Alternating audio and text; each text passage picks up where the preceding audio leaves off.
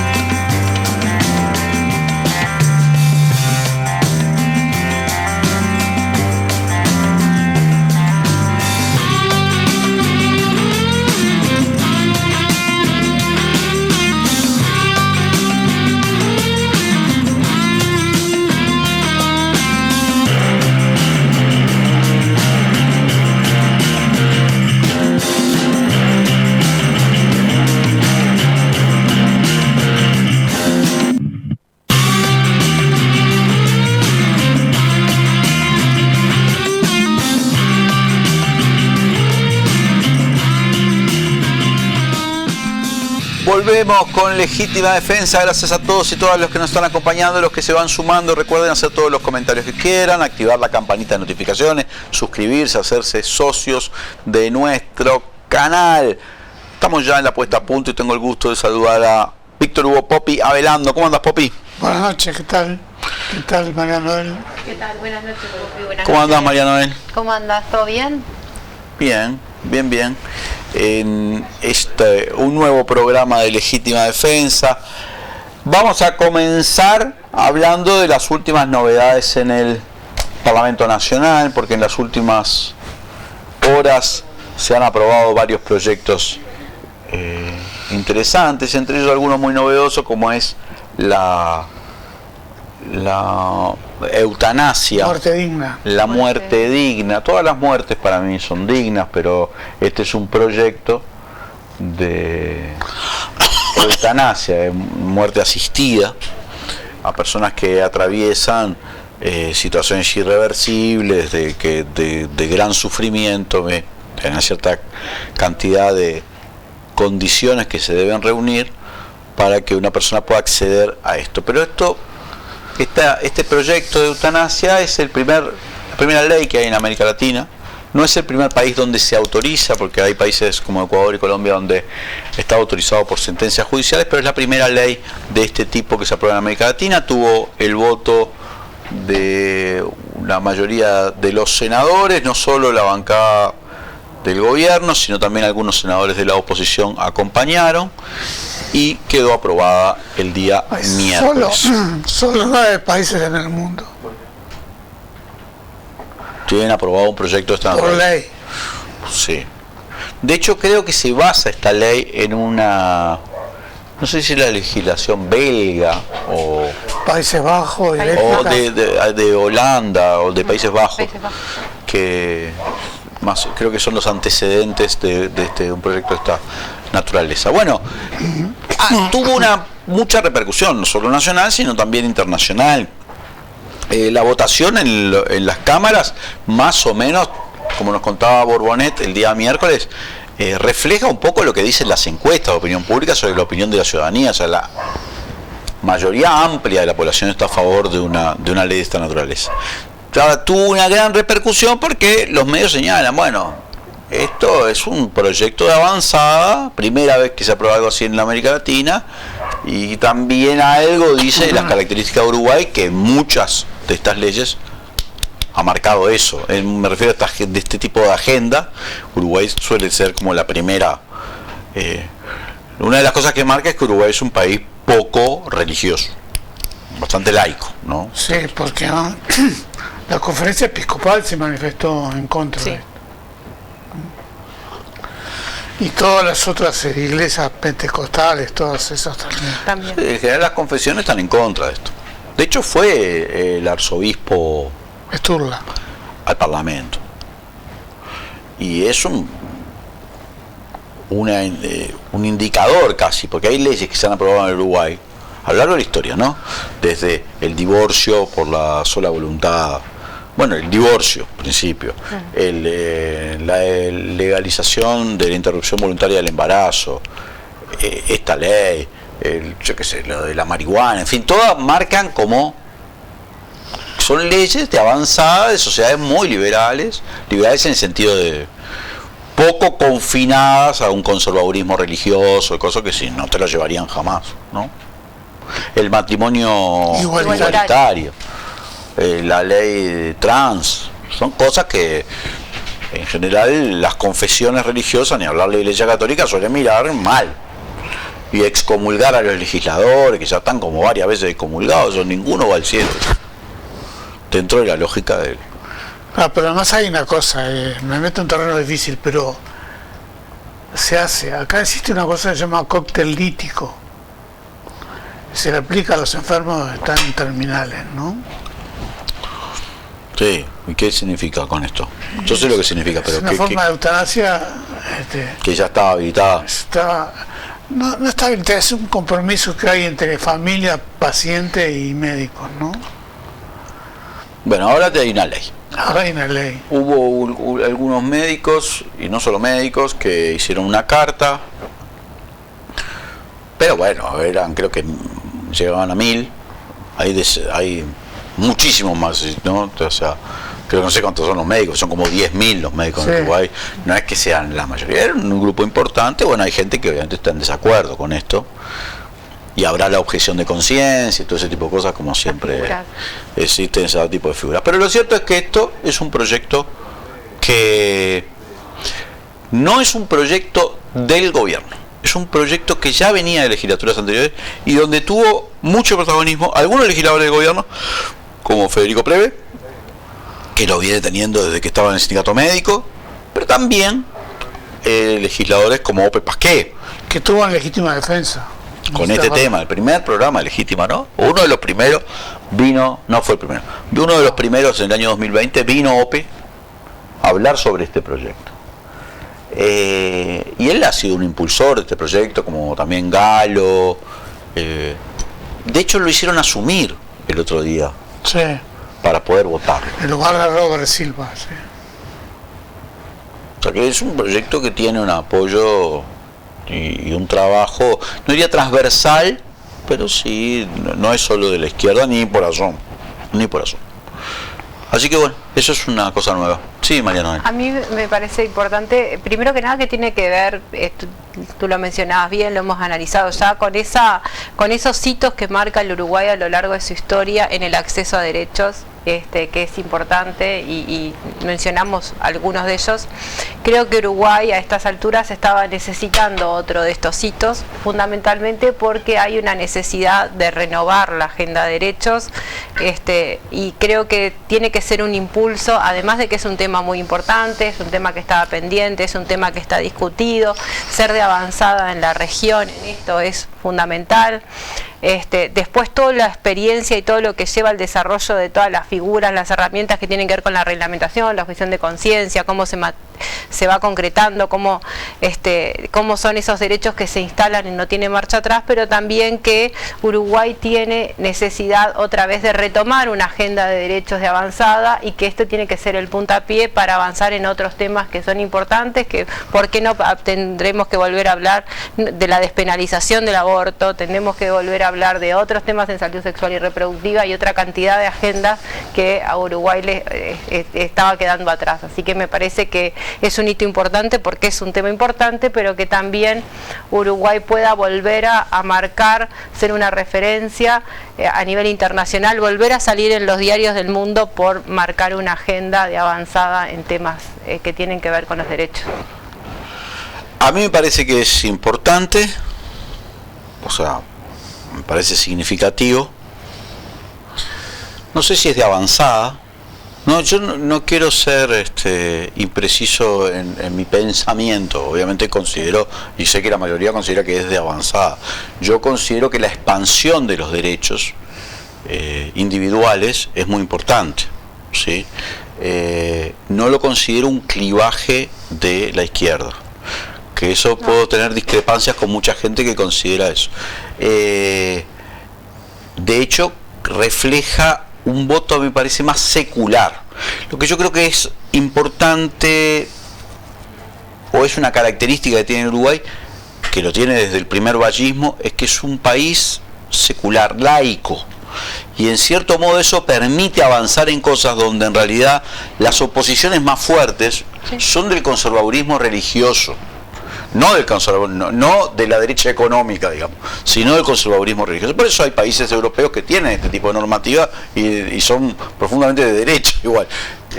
Pero hay que ver hasta qué punto la religión incide en las legislaciones. En muchos países de América Latina donde realmente no se puede avanzar con estas cosas porque la iglesia se opone y la iglesia tiene una fuerza enorme. En Uruguay, por suerte, eso no es así. De todas maneras, cuesta mucho avanzar. Pero creo que todavía hay países donde la iglesia es parte del Estado, ¿no? Bueno, Argentina, por lo pronto, es un país que no es completamente laico, ¿no? De hecho, hay que jurar sobre la Biblia. Con todo avanzó también en el matrimonio igualitario o en el tema de la ley de salud sexual y reproductiva, en fin. Con una muy buena ley de salud sexual y reproductiva. Bueno, hoy se va avanzando. En realidad ese es el problema. Yo creo que se avanzó y ahora hay una marcha atrás y en realidad tenemos que volver a poner estos postes. Capaz que no sé si el término sea avanzado o no, pero marcar un avance en derechos a través de una ley es un tema fundamental, sobre todo porque hoy en día las ultraderechas y más allá a veces de los conservadurismos religiosos aprovechan esos conservadurismos para tener respaldo, pero sí atacan todo lo que tiene que ver con las agendas de derecho. Las ultraderechas religiosas También.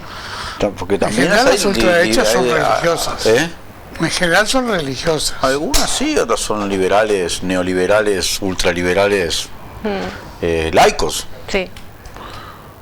Pero sí, no, es verdad que ese discurso está. Bueno, vamos a plantear esto se aprobó esta semana, no es lo único, también se aprobaron otras cosas. Algunas vamos a hablar hoy dentro de un rato con Georgina, por ejemplo, de la Defensoría Pública. Se aprobó esta semana, con festejos además de los defensores públicos en el Parlamento, y se aprobó en el Senado la ley que organiza el ingreso a las intendencias, que no tuvo el voto del Partido Colorado. Recuerden que el primer proyecto de ley lo había presentado Adrián Peña, sí. Pero no tuvo el voto de los senadores colorados, que estaban bastante molestos por el artículo 4 que permite que ingrese un 4% todavía por designación directa. Bueno, Bordaberry dijo que era una vergüenza el artículo 4. El Partido Nacional lo votó, el Frente también. La verdad que entre el 100% que tienen algunas intendencias y el 4% hay una diferencia, tampoco es que no haya una diferencia. Y ahora va... Es un avance, esto sí que es un avance en relación con lo que había. Ahora va de vuelta a diputados, ¿no? Y ahora va de vuelta a diputados. Pero además hubo que ponerse de acuerdo con el Congreso de Intendentes, con ese tipo de cosas. A veces, además el gobierno no tenía mayoría. Requiere mayoría especial. Entonces, si vos tenés que hacer negociaciones de ese tipo, tampoco te podés poner necio y decir, la hago químicamente pura porque no tengo los votos. Entonces, la actitud del Partido Colorado yo no la entendí. Creo que reflejó más bien que como tienen una sola intendencia, pensaron, bueno, esto están haciendo para ustedes. Para el frente que tiene 4 intendencias. 4 son, ¿no? Río Negro, La Valleja, Montevideo, Canelones. Y para el Partido Nacional, que tiene 14. El Partido Colorado tiene la de Rivera. Donde, por cierto, es más del 4% el que ha ingresado a dedo, pero bueno, ellos estaba muy molesto el Pedro Bordarri. Yo creo que es un avance importante. Y lo otro que sucedió en el Parlamento, que me parece que hay que destacar, es que el gobierno consiguió los votos para el presupuesto. En la Cámara, donde no tenía los votos garantizados, que fue la Cámara de Diputados.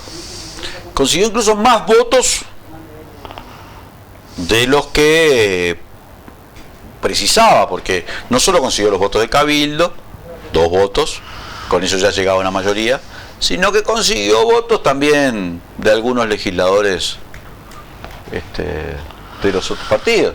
Sobre todo las reasignaciones, ¿no?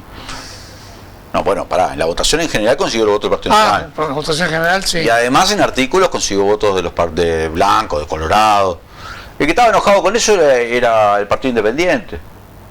Identidad Soberana no, eso estuvo en contra de todo. Y el Partido Independiente estaba en contra, o sea, no puede ser, no funciona como coalición. Bueno, lo que pasa es que funcionar como coalición para un sector que tiene un diputado es una cosa. Y para un sector que tiene un montón, tiene que poner de acuerdo más gente, ¿no? Que a Sotelo, digamos. Eso es un logro del gobierno. E hizo una serie de reasignaciones. Sí, pero más me parece que para mí, no sé qué piensa ella, que la economista, lo fundamental fue para el gobierno que se hayan votado los incrementos, los impuestos nuevos, ¿no? Las correcciones impositivas. Las correcciones impositivas. Porque esos son recursos que van a ingresar al Estado. Después se votaron otras cosas que no son no sé en qué quedó al final el tema del secreto bancario. ¿En el proyecto de ley? Sí. El proyecto de presupuesto.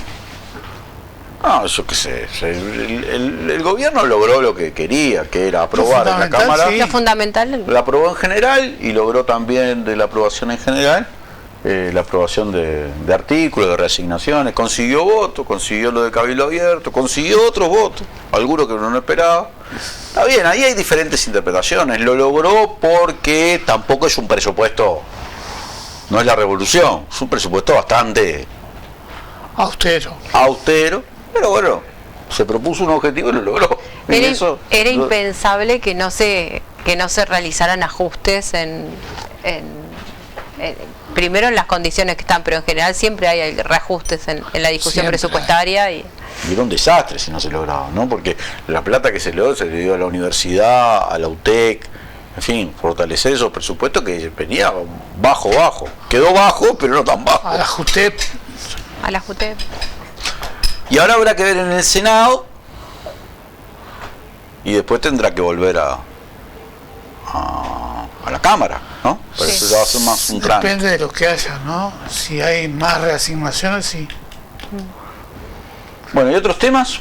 Yo tengo un tema importante para plantear. Hoy se hizo uno de los seminarios del diálogo social, en particular el que se titulaba Evidencia para repensar jubilaciones y pensiones, donde se plantearon temas referidos al pilar 0, referido al pilar de reparto y al pilar de ahorro individual. Fue un seminario de los más extensos de los que viene el diálogo social, pero dos aspectos que hay que destacar, uno en particular me interesaba traerlo, es que a partir de las presentaciones que se hicieron desde los servicios técnicos del Banco de Previsión Social y de estudios que presentó CIMBE, quedó evidenciada la insostenibilidad de la última reforma de la Seguridad Social, o sea que pone en el pleno del diálogo social el debate sobre la última reforma, y me parece que es un tema muy importante porque estas no son apreciaciones políticas, son análisis técnicos muy bien fundamentados y que demuestran que parte del objetivo principal que se planteaba la reforma de la ley 20.130, que era la sostenibilidad del sistema, las consecuencias son mucho peores y que bueno, no aportan nada. Además de que se hicieron algunos planteos que hay que repasarlos en estas horas importantes en aspectos fundamentales que tienen que ver con el financiamiento, que era uno de los temas relevantes en esta discusión. Me parecía que era importante dejar esto sentado y dar una alta difusión al tema de lo que fue la última reforma de la seguridad social. ¿Y qué piensa el equipo económico? ¿Estaba ahí? Sí, estaba así el equipo. ¿Y qué piensa? O sea, los referentes del equipo económico. Bueno, a ver, estos son seminarios donde ¿Vos te acordás que nosotros entrevistamos, vos y yo, a Gabriel Odone, sí, ministro de Economía acá antes, bastante antes de ser ministro, y le preguntamos sobre la reforma de la seguridad social y la veía bastante bien. Yo tengo la entrevista entera. La entrevista vos solo, esa no. Sí, No, sí, estábamos los Mariana, dos, estaba. estábamos los dos, sí. Entonces quería saber qué pensaba el equipo económico. No se han manifestado, pero estos son se está haciendo estudios sobre los distintos temas. Los seminarios son muy interesantes porque se plantean en particular este era uno de los que tenía mucho que ver con empezar a discutir la última reforma, y hay estudios muy fuertes de proyecciones, de análisis sobre el particular la 20.130, y bueno, ya se están haciendo planteos que van a estar que se pusieron ahora en el ámbito del diálogo social y del Consejo Ejecutivo del Diálogo Social. Me imagino que van a ser las próximas etapas, pero ya se están haciendo planteos de temas referidos al financiamiento. Ahora, la ley 20.130 fue una ley de reforma, que fue una reforma sin ninguna discusión, que tiene muy pocas cosas a favor, que no incorporó para nada el financiamiento, que tiene un recorte absoluto en prestaciones y que hay muchos temas que están quedando abiertos, y que hay capítulos que están ahora se han planteado dentro del ámbito del diálogo social para discutir. Pero me pareció importante traer este tema porque me parece que hay que ponerlo sobre la opinión pública. Está bien, María Noel, por supuesto que está muy bien. Antes de terminar con la puesta a punto, María Noel Poppi, se está instalando una situación internacional que también vale la pena reseñar. Me refiero particularmente a lo que está sucediendo en este momento en el Mar Caribe y el despliegue de barcos, un submarino nuclear, aviones de guerra, y los trascendidos que ha habido en las últimas horas. Por ejemplo, ayer en el New York Times, donde sale que el presidente de Estados Unidos, Donald Trump, autorizó a la CIA a hacer operaciones encubiertas de cambio de régimen dentro de Venezuela. Esto inscrito dentro de toda una retórica de las últimas semanas. Confirmó a eso. Sí, bueno, la CIA hace siempre operaciones encubiertas. Lo interesante es que lo haya hecho trascender, porque eso... Él en la conferencia de prensa dijo que sí, que lo había dado esa orden a la CIA. Es decir, que no es solo un trascendido de New York Times, es una orden de Trump. O sea que si vos sumás, tenés una operación de propaganda, le dieron el premio Nobel de la Paz a una mujer que pide la invasión de Venezuela, tenés 8 o 10 barcos de guerra en el Mar Caribe, tenés submarinos nucleares, esto es lo público, aviones B-52 circulando por el cielo de Caracas, hundimiento de lanchas así con ejecuciones extrajudiciales, y una autorización de Trump a una operación de cambio de régimen, todo en las últimas semanas. Digo, pasa. Y por supuesto también tenés del otro lado el gobierno de Venezuela movilizando tropas, haciendo un ejercicio en todo Caracas y en el frente oriental, digamos, de nororiental de Venezuela, y a Vladimir Padrino López, que es el capo de las Fuerzas Armadas, haciendo declaraciones todos los días. Y gente alistándose. Entonces, porque acá hay un escenario internacional que está planteado en el norte de Sudamérica como yo no había visto en los últimos años. De una dimensión donde ya parece superar la escaramuza con la intención de negociaciones y cosas así, y estar planteado un escenario de otra naturaleza. Además, me parece que se ha visto desde afuera, ¿no? En el mejor momento de Trump en cuanto a sus relaciones internacionales. Siempre es mejor verlo desde afuera que de adentro. Claro, pero digo, porque Trump está en su mejor momento. No te imaginábamos verlo desde adentro. ¿En qué sentido? Y fíjate, el alto el fuego, ¿no? Sí.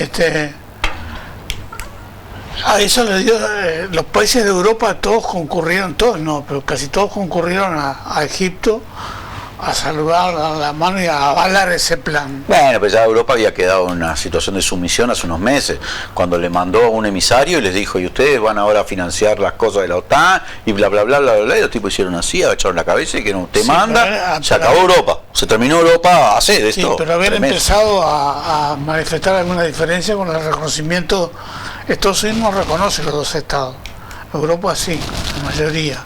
Bueno, sí, porque tenían 1 millón de personas en la calle, en España No, está bien, o en... está, pero por eso.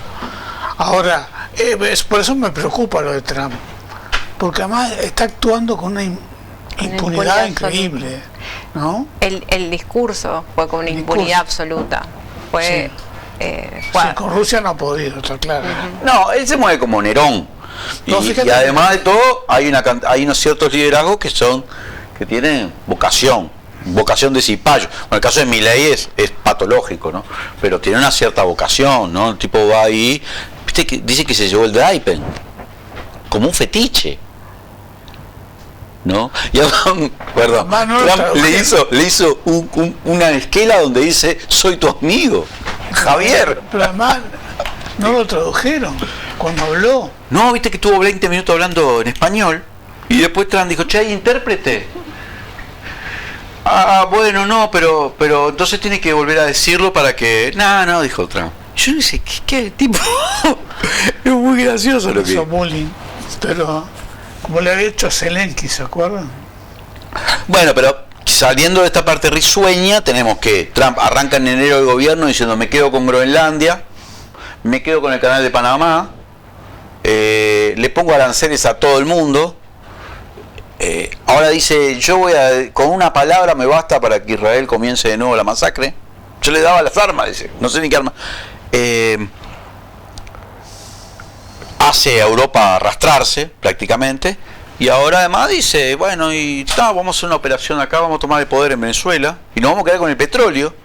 Le dan el premio Nobel a María Corina Machado, que se lo dedica a Trump, y además hace una declaración de prensa diciéndole, yo ni bien gobierne, además de perseguir a los chavistas, que voy a hacer cosas que no me gustan, pero hay que hacerlas, dice, voy a privatizar PDVSA, voy a sacar el estado del petróleo y de los minerales y se los voy a dar a ustedes. Y lo hace junto al hijo de Trump.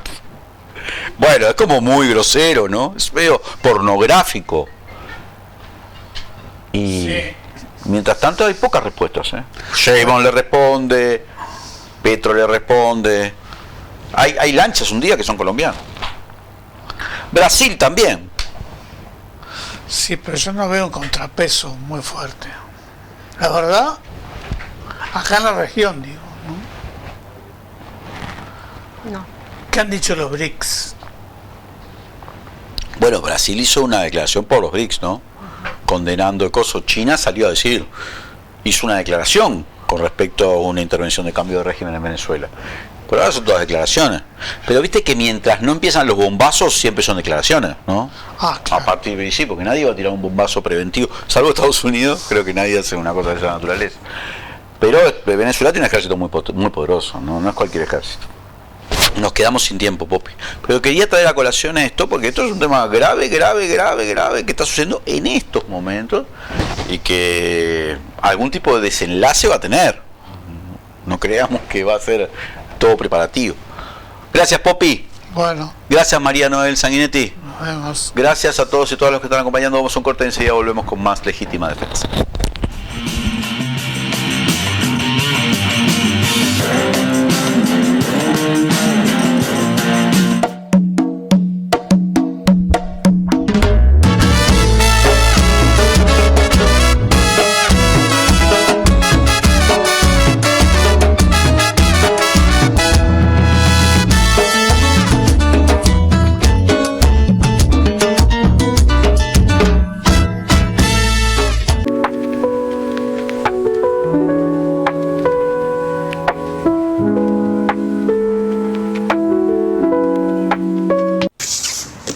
¿Cómo entrego 15 pedidos en una tarde?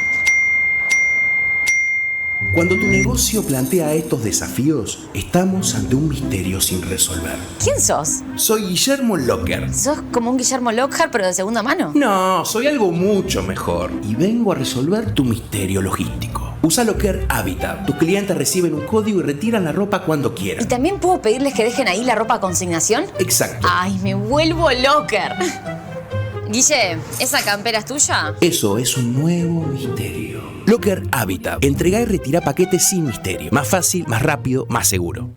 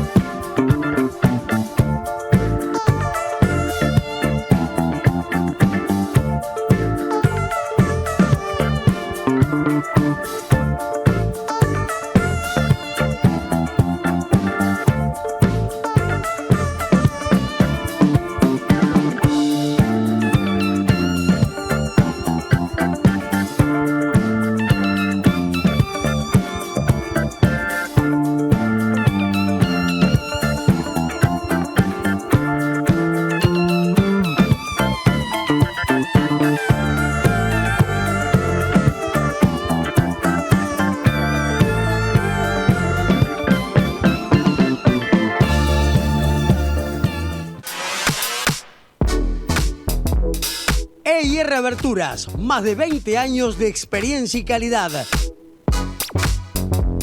Conocé nuestras líneas de productos. Línea Proba, diseño, economía y durabilidad. Línea Suma, sistema de aberturas corredizas para grandes dimensiones. Y línea Gala, abertura de 2 hojas corredizas. Todo en calidad de aluminio del Uruguay. EIR Aberturas, marcamos la diferencia. Te esperamos en la esquina de San Martín y Garibaldi o por el 094-235508.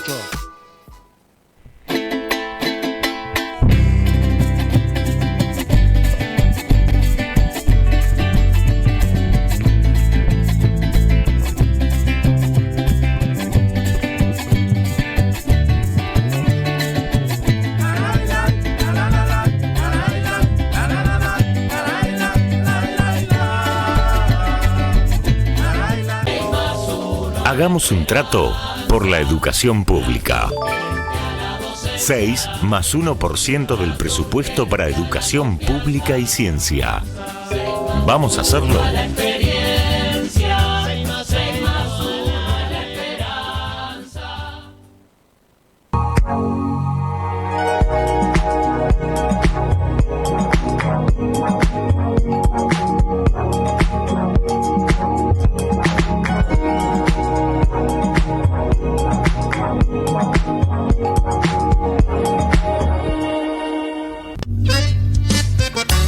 La fiesta de la chacra está más viva que nunca.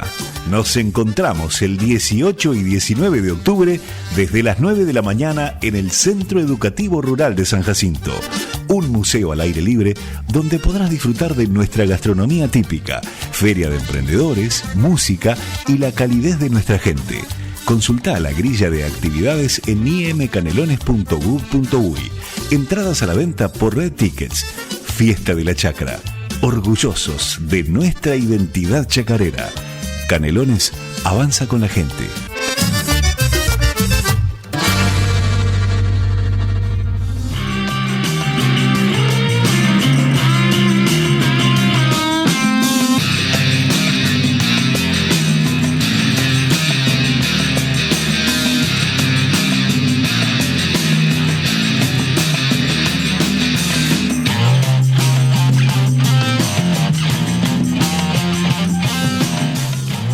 volvemos con Legítima Defensa. Gracias a todos y todas los que nos están acompañando.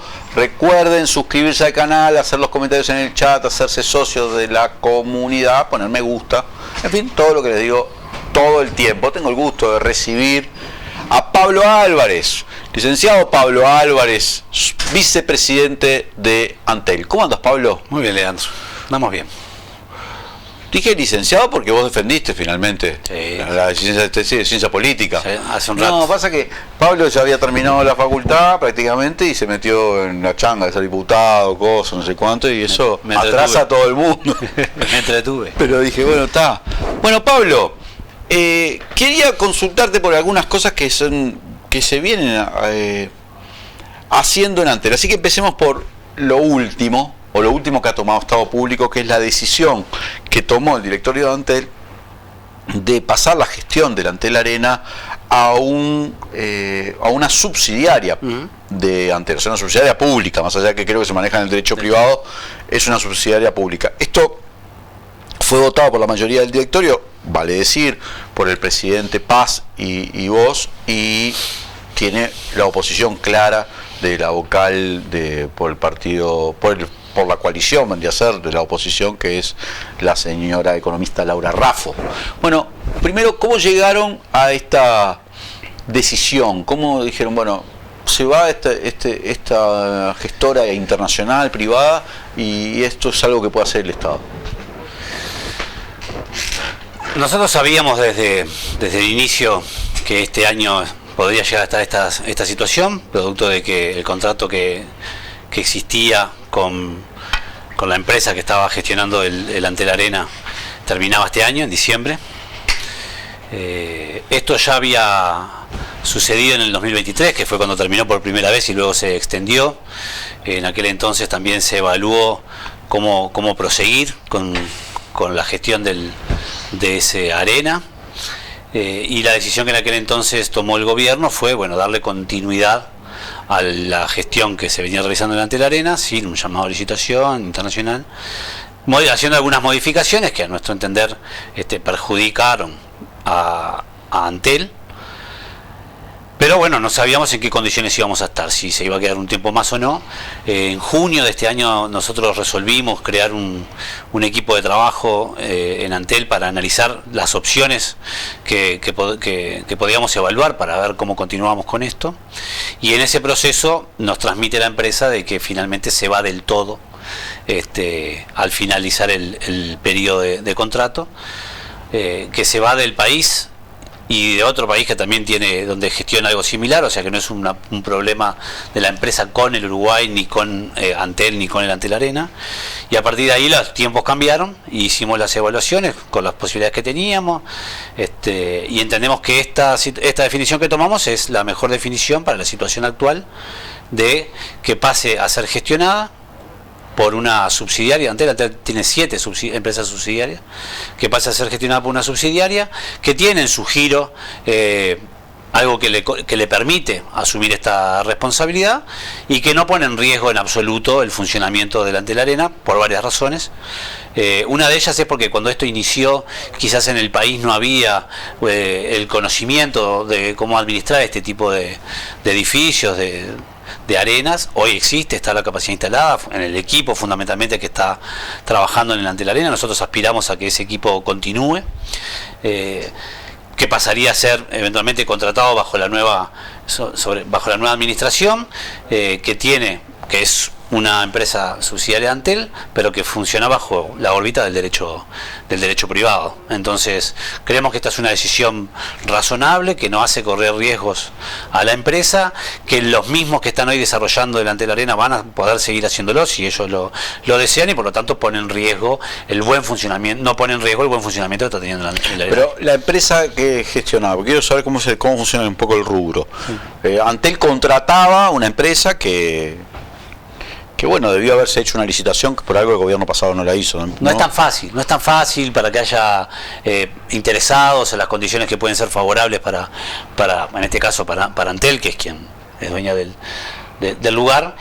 Aquí lo que hay es una empresa que gestiona y Antel le paga bajo una modalidad de acuerdo, Pero a la hora de decidir, bueno, quién viene, qué espectáculos que hacen, qué actividades se hacen, ¿es la empresa gestora o es Antel? No, es la empresa. El otro día decía esto. Y la ganancia de esos. A nadie se le puede ocurrir que el directorio de Antel va a tener algo que ver con el tipo de espectáculo a la hora de decidir ¿Ah, no? me gusta o no. Y no, yo he aprendido que los gustos de uno no deben ser importantes las decisiones que uno toma para los intereses en este caso de una empresa. O sea, no podemos hacer un campeonato nacional de karate ahí. Podemos, si alguien entiende necesario. Pero no va a ser porque nosotros lo planteemos.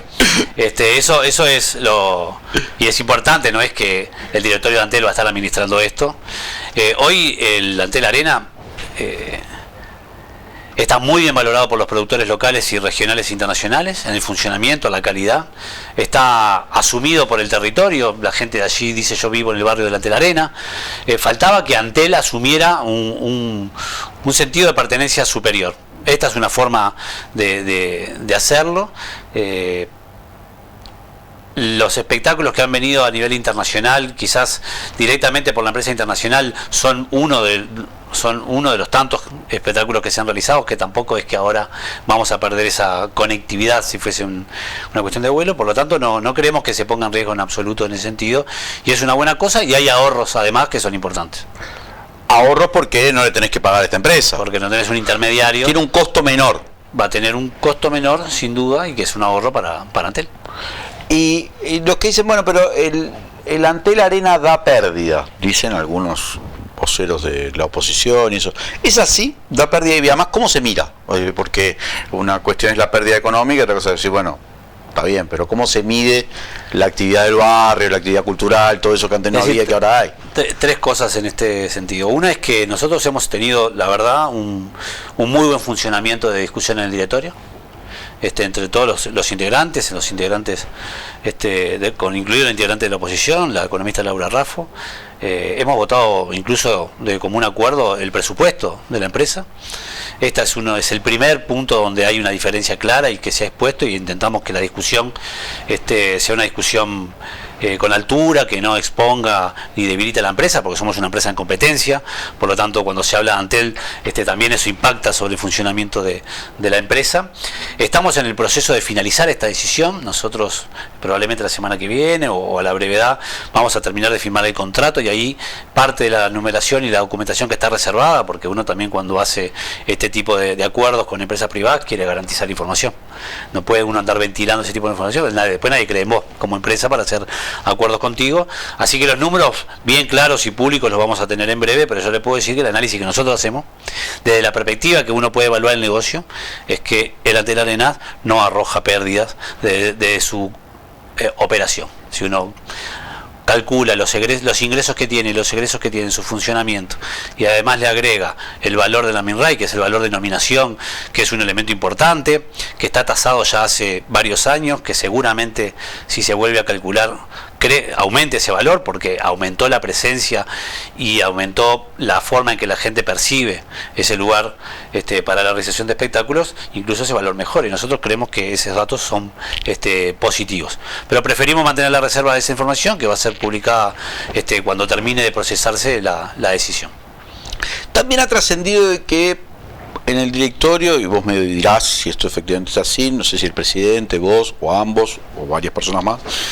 Somos tres, ¿no? Sí, pero quiero decir que además del presidente y del vicepresidente, eventualmente fuera la directora y eventualmente también gerencia, que consideran que que habría que acercar también otro tipo de espectáculos o de oferta al Antel Arena. A ver, voy a hablar mal y pronto, como para acercar también otro público, y no solamente, digamos, un público ABC1, sino también otros sectores de la sociedad. Bueno, hay un riesgo, ha habido como una elitización del Antel Arena. ¿Es eso lo que ven ustedes? No, lo que hay es que por la modalidad que tenía, por los contratos vigentes, tenía costos altos de funcionamiento. Abrir el Antel Arena tiene costos altos, que ya eso impacta sobre la entrada, si ese espectáculo va a cobrar, ¿verdad? Va a cobrar ingresos. Nos interesaría tener más espectáculos deportivos, pero hoy se hacen las finales, que uno sabe que va a convocar bastante público que permita costear al quien hace el espectáculo los costos. Entonces, si podemos reducir costos, seguramente podamos acercar también otro tipo de espectáculo, o los mismos espectáculos, pero a menor costo para que otras personas también puedan acceder. Esto es parte de una mirada global, eso no impacta, eso no debería evaluarse a la luz de, bueno, ahora van a venir espectáculos solo que puedan ser costeados a un precio menor, ¿no? O sea, la idea es que todos podamos acceder a espectáculos, darle la mejor calidad. Creemos que con esta decisión se ayuda en ese sentido.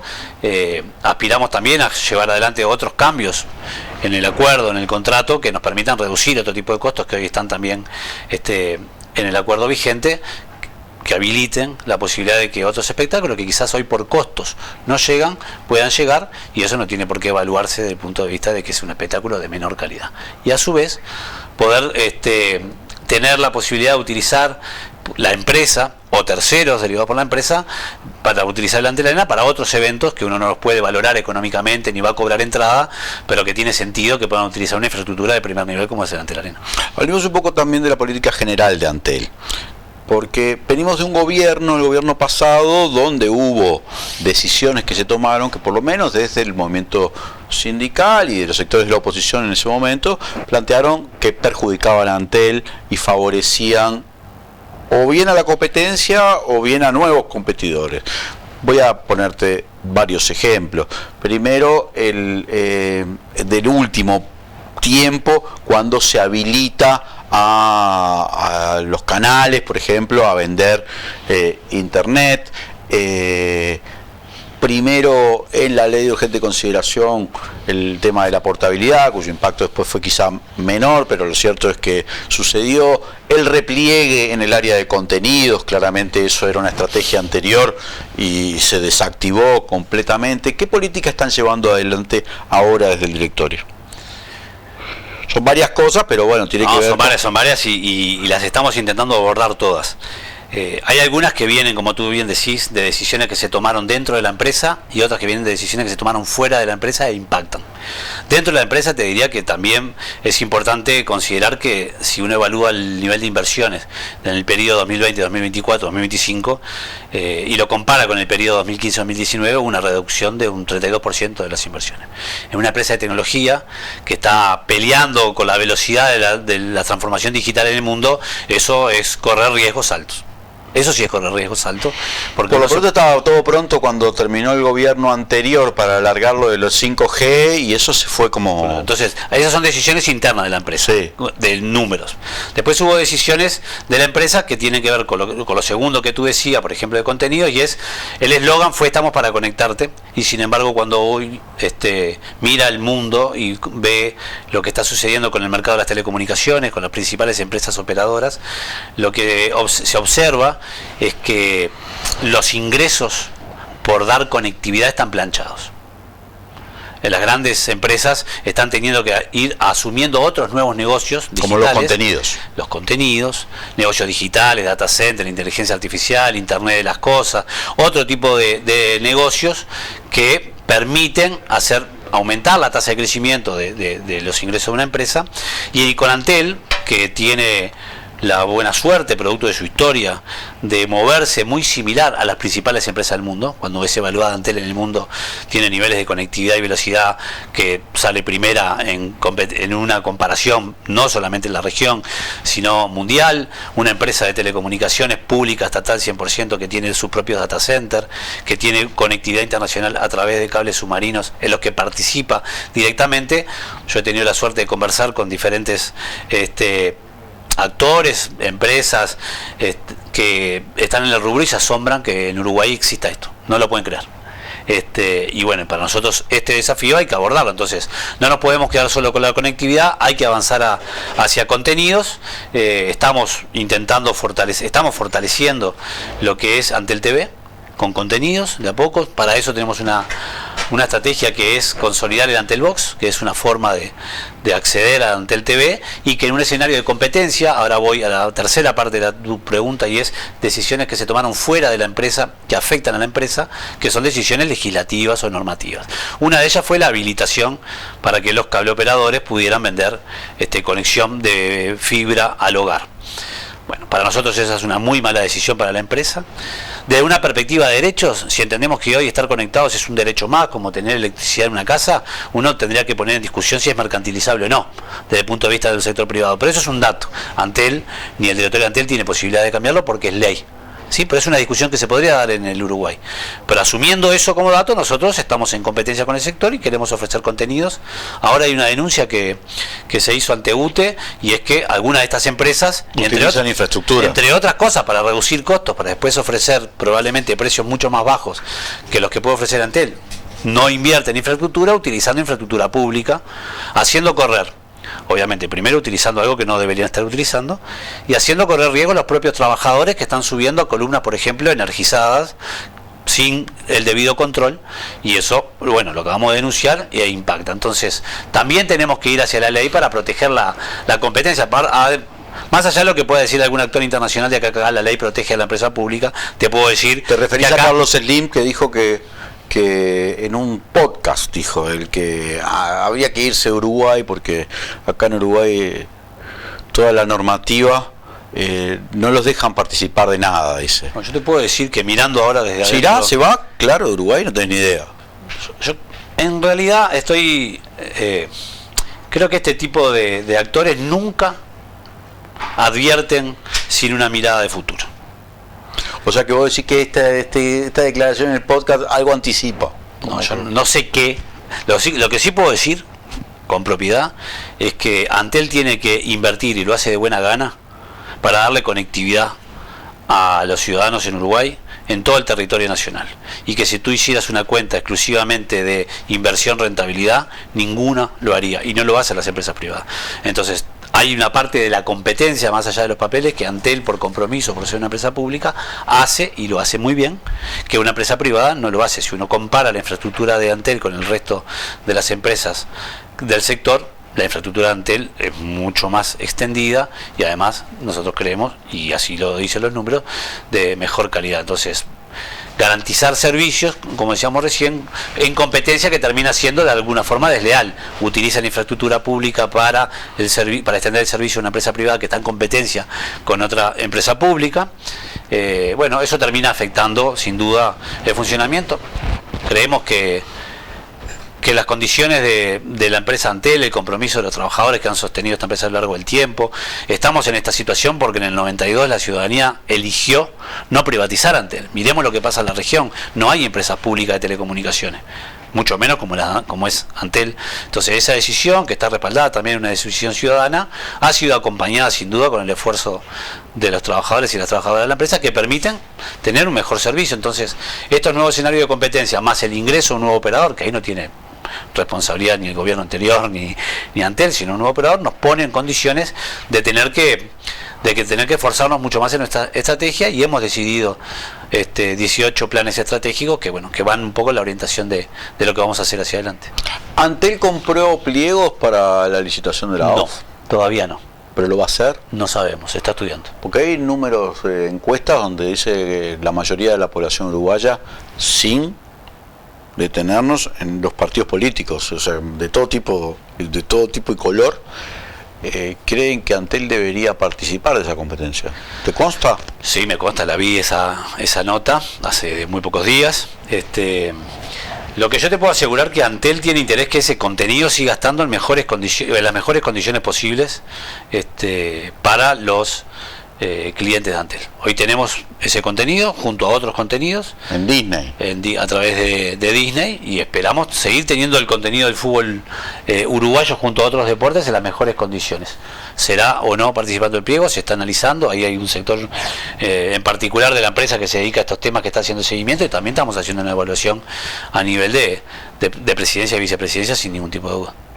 Porque en todo caso parece que está como dividido en rubros ahora en la OFF. Entonces sería el pliego en todo caso para streaming. Sí, no tendría sentido otro. Participar de otro no tiene sentido. No sé cómo es, porque son como 8, entonces no sé bien qué dices. Hay una ingeniería, y no hay que tomársela a la ligera, como que si compro uno alcanza con eso. Va a haber varios competidores. Nosotros tenemos que garantizar un servicio, no sacarnos las ganas.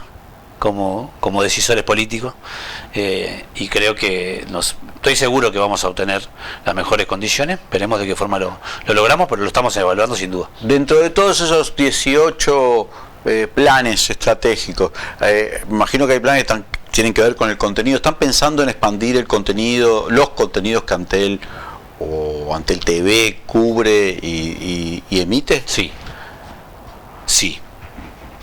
Hoy lo estamos haciendo a través de acuerdos con otras empresas que proveen contenidos. En particular tenemos un acuerdo con Tine, que es un buen acuerdo para nosotros en términos comerciales.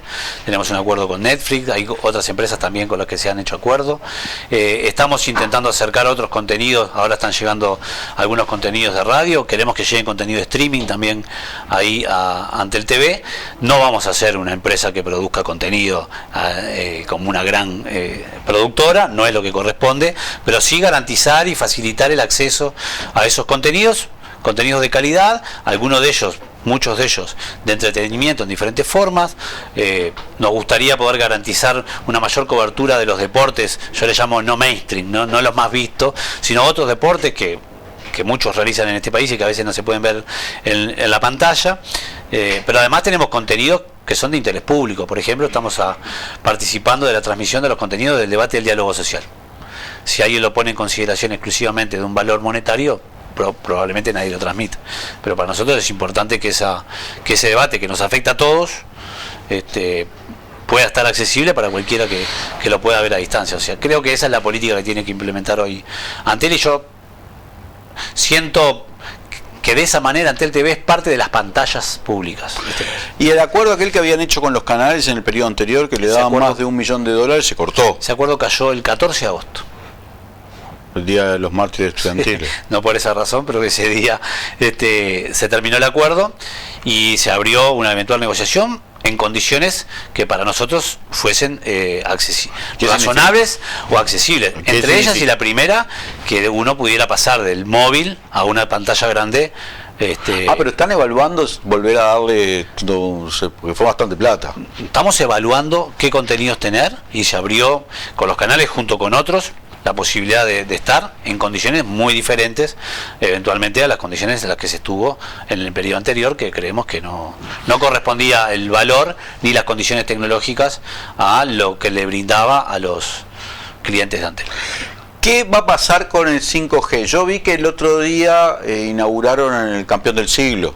Estarás contento tú. Sí, para mí es muy importante eso, pero no digo que no haya que hacerlo en el resto de las canchas. Se va a seguir haciendo, ¿no? Pero quiero saber qué va a pasar con el 5G, porque se había quedado. Creo que ya hay 6G en China, entonces hay que llegar antes de que... Ahí hay un debate interesante en el mundo, y es que muchos están planteando que estos saltos tecnológicos sean más evolutivos y menos disruptivos, porque después la cantidad de inversiones que tienen que hacer los operadores es tan grande que quizás no está dando el tiempo, incluso las grandes operadoras, de poder monetizar esas nuevas inversiones. Entonces lo que puede ir generando son huecos en las inversiones en lugares, y eso puede ser peligroso. Hoy en Uruguay estamos con el 5G, Antel tiene la red más grande, estamos cubriendo un 86% de la ciudadanía con cobertura 5G de la población, pero ¿ya? ¿Y eso? Sí, pero un 21% del territorio. ¿Eso qué significa? Que la gente en Uruguay está concentrada en pocos lugares. Pero el 5G tiene una característica tecnológica que tiene menos alcance de cobertura, por lo tanto 5G y 4G van a la par. En 4G Antel hoy tiene una cobertura por encima del 90% en territorio y población, y los nuevos desafíos ¿Pero cómo se da cuenta la gente cuando dice estoy con 5G o estoy con 4G? Bueno, ¿Por el tipo de dispositivo que usa? Claro. Hoy, según las estimaciones del último informe mensual, ya superó el 30% de la cantidad de terminales, o sea, de celulares.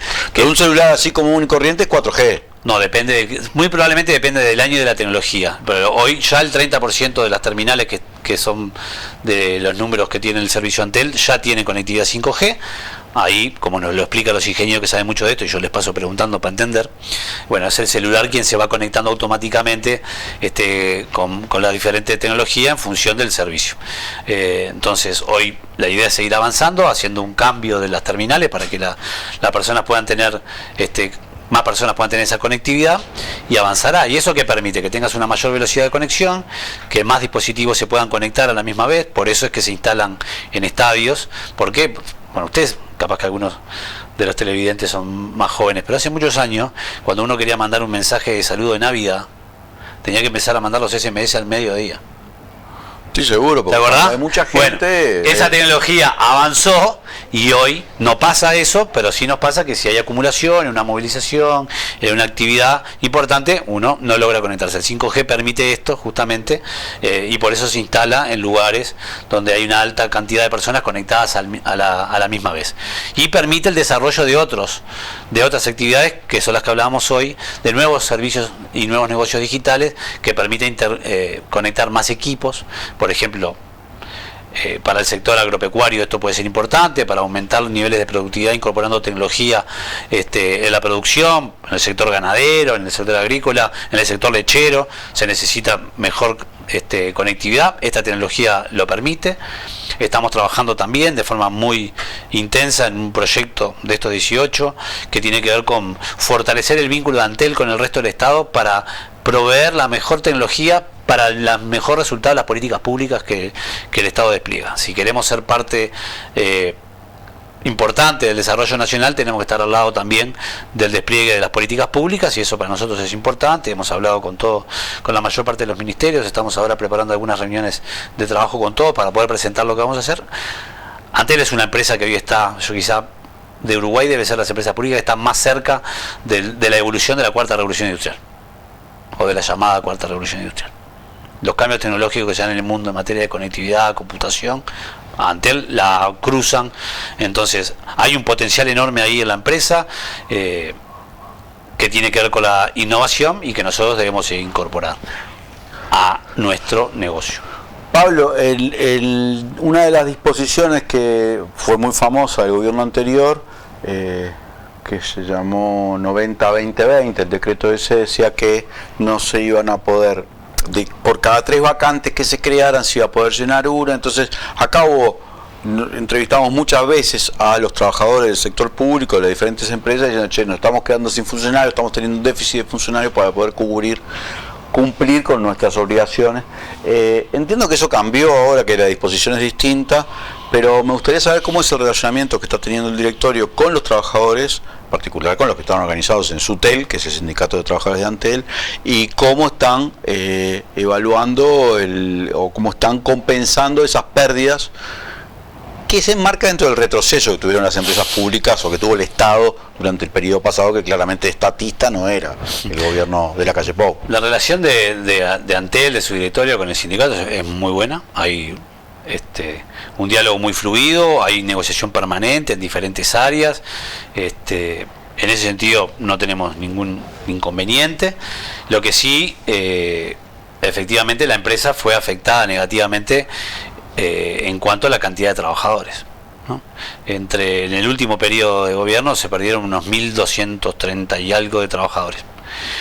Una cantidad de profesionales, muchos de ellos del sector de las TI, ¿no? De las tecnologías de la información, que son un núcleo importante, pero nosotros entendemos que esto afecta negativamente a la empresa, ¿no? Porque acá hay que ver si el Estado debe ser quien provea el empleo en el país o no.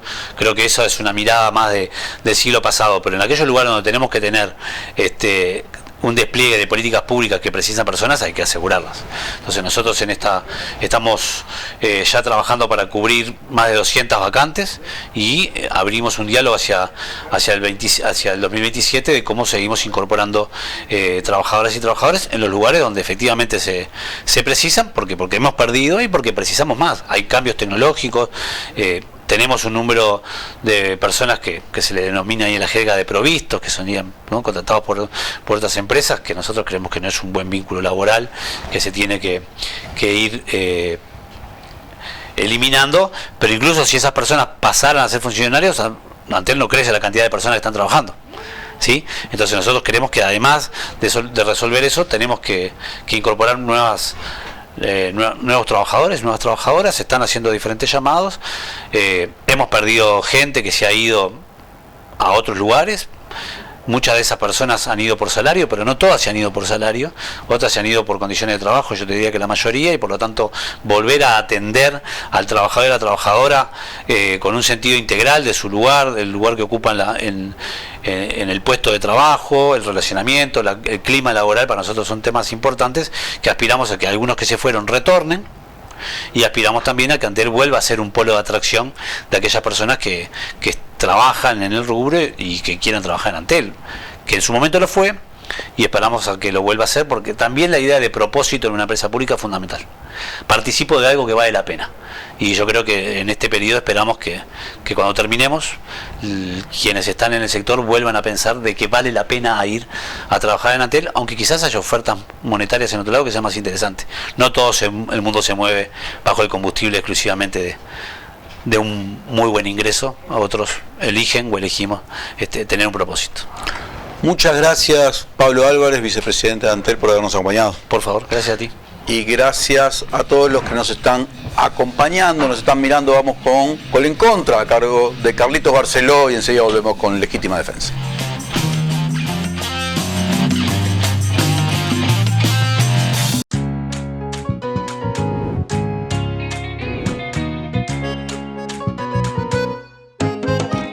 Somos la voz de un pueblo que ríe y canta, nuestras manos las que trabajan por cambiar la realidad.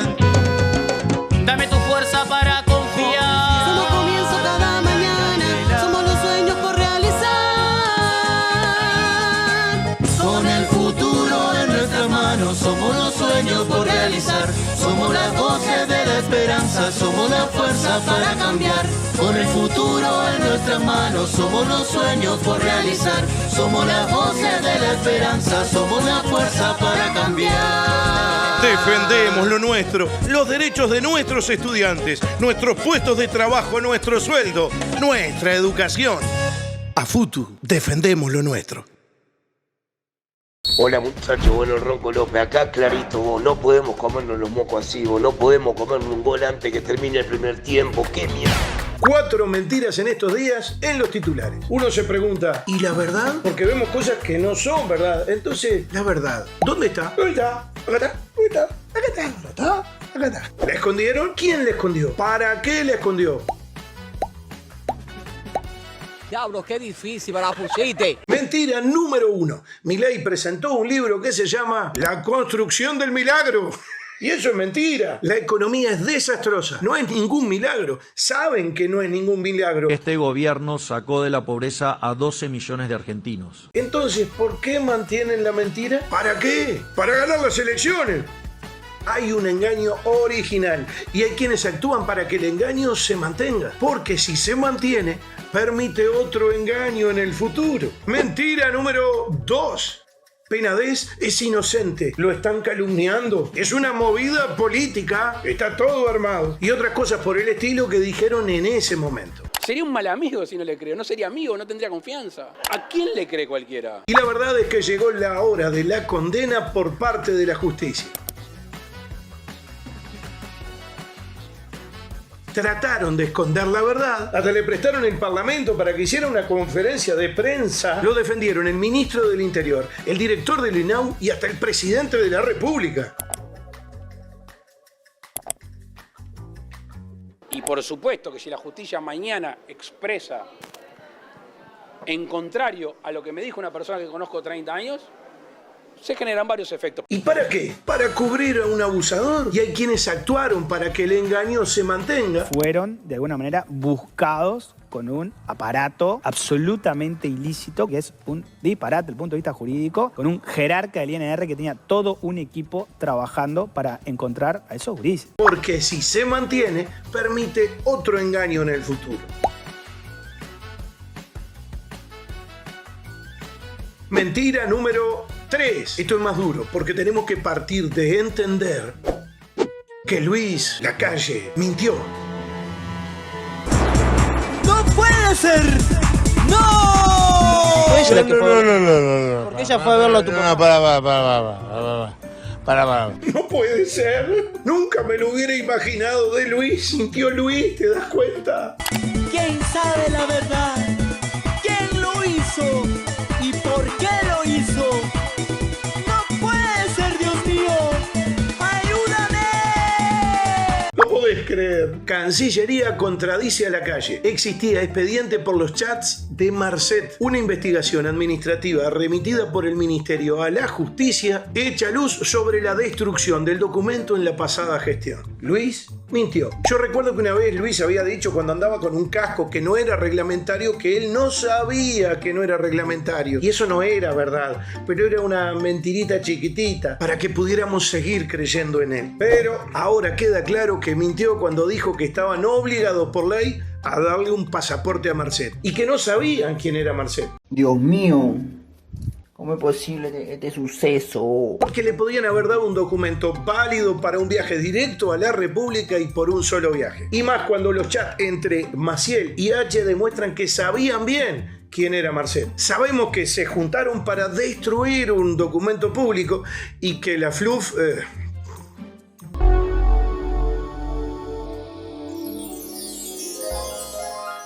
y que después le mintieron al Parlamento. Y obviamente que Luis mintió cuando dijo que solo pasó a saludar.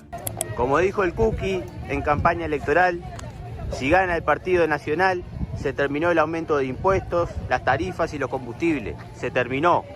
Acá en Peñarol seguimos juntando alimentos para las ollas populares. ¿Qué pasó, Cookie? Con el aumento de impuestos. ¿Perdón? Con la tarifa, ¿qué pasó? ¿No mentiste? Me mentí, por eso me creció la nariz. Mentiroso, corazón mentiroso. ¿Y por qué mintió? Para salvar a la patria, para protegernos a todos, para hacer lo que es justo. No, mintieron para salvar a un narco. Mintió y se organizó una movida para no tener que reconocer frente al Parlamento que hicieron lo que sea para salvar a un narco. Me parece un poco, como te decía, lamentable. Mentira número 4. Corina Machado es la persona más destacada en la lucha por la paz en todo el mundo. ¿Ah? Darle el Nobel a una política que desde que yo la conozco lo que ha hecho es promover la violencia es raro. Este premio fue mentira y sirve para facilitar una invasión a Venezuela. Ojalá que no, pero si se da, esa invasión no va a tener nada que ver con la paz, con las drogas, con la democracia. Y no importa si Maduro es buen tipo o mal tipo o si tiene olor a pata. Lo que importa es que esta invasión serviría para quedarse con las riquezas de Venezuela. Dímelo, estoy tratando todo lo posible por contenerme. Los nervios están activados.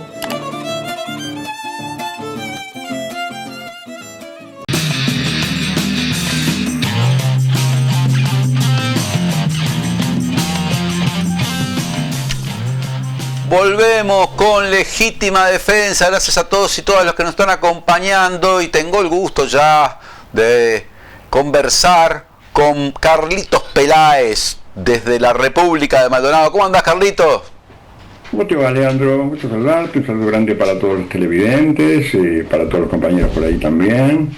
Estas jornadas veraniegas, por suerte. Así que todo nos viene acompañando bien. Una semana muy intensa por muchas razones deportivas, ¿no? No se enojan después. Vos tenés cuidado con el tema de hablar, no se puede hablar de fútbol ni de básquet, nada, porque se enoja. No mencioné a nadie, yo qué sé, cada quien es cada quien.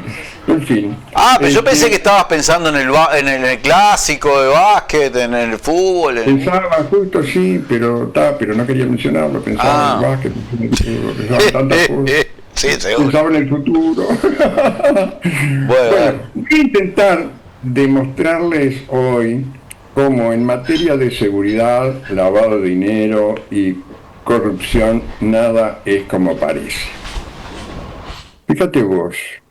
Esta semana hemos sido conmovidos todos por este horrendo caso ocurrido en la República Argentina que tuvo como protagonista a un ciudadano uruguayo, un hombre bastante conocido en este país porque había creado una organización llamada Varones Unidos, donde combatía la ley de género y llevaba adelante un planteo absolutamente misógino, ¿no? Ese hombre que tenía buenos vínculos se ve porque incluso llegó a dar 2 conferencias en el Parlamento Nacional donde tuvo incluso la presencia de diputados, y hubo gente vinculada a los libertarios argentinos también, presentes allí, con los que comparte, por ejemplo, el combate a la ideología de género, ¿no? Bueno, todo esto terminó en esta tragedia que ya todos conocemos, con su expareja y madre de su hijo, su ex suegra, y el remisero que lo iba a llevar hasta Córdoba, desde Concordia, asesinados, ¿no? El caso del remisero, por ejemplo, bueno, las mujeres la mató a balazos, al remisero lo descuartizó, ocasionó un incendio previo que terminó con 14 autos quemados y con hubo que desalojar a 140 personas que vivían en el entorno porque había comenzado un incendio forestal de características importantes. Bueno, todo esto hizo el tipo que estuvo durante bastante tiempo diseñando este macabro plan, ¿no? Un macabro plan que revela varias cosas. La primera, que es la que más nos debe preocupar, no sé en orden, pero sí, creo que es la que más nos debe preocupar, es las dificultades que tiene el Estado para coordinar políticas que terminen defendiendo a las víctimas, no sobre las víctimas de violencia de género o violencia doméstica. Fíjate vos que tenemos leyes, tenemos organismos, tenemos una enorme cantidad de funcionarios distribuidos en todo el país y nada ni nadie pudo evitar que esto ocurriera, nadie. Dicen los expertos en realidad que es muy difícil evitar un homicidio y eso es en general relativamente cierto, en general. No, te pones a matar a alguien es difícil que puedan pararte. Pero hay casos donde evidentemente se puede presumir que esto ocurra, sobre todo en este caso porque este tipo ya había manifestado conductas violentas anteriores. Incluso su expareja tuvo que huir de Uruguay, después que él la amenazara, en algún momento la quiso estrangular, era una chiquilina, ¿no? 24 años tenía. Se llevó al hijo a la Argentina, no tuvo problemas para pasar la frontera porque el niño es ciudadano argentino, nació en la República Argentina, y se refugió en la casa de la madre, donde estaba, ¿no?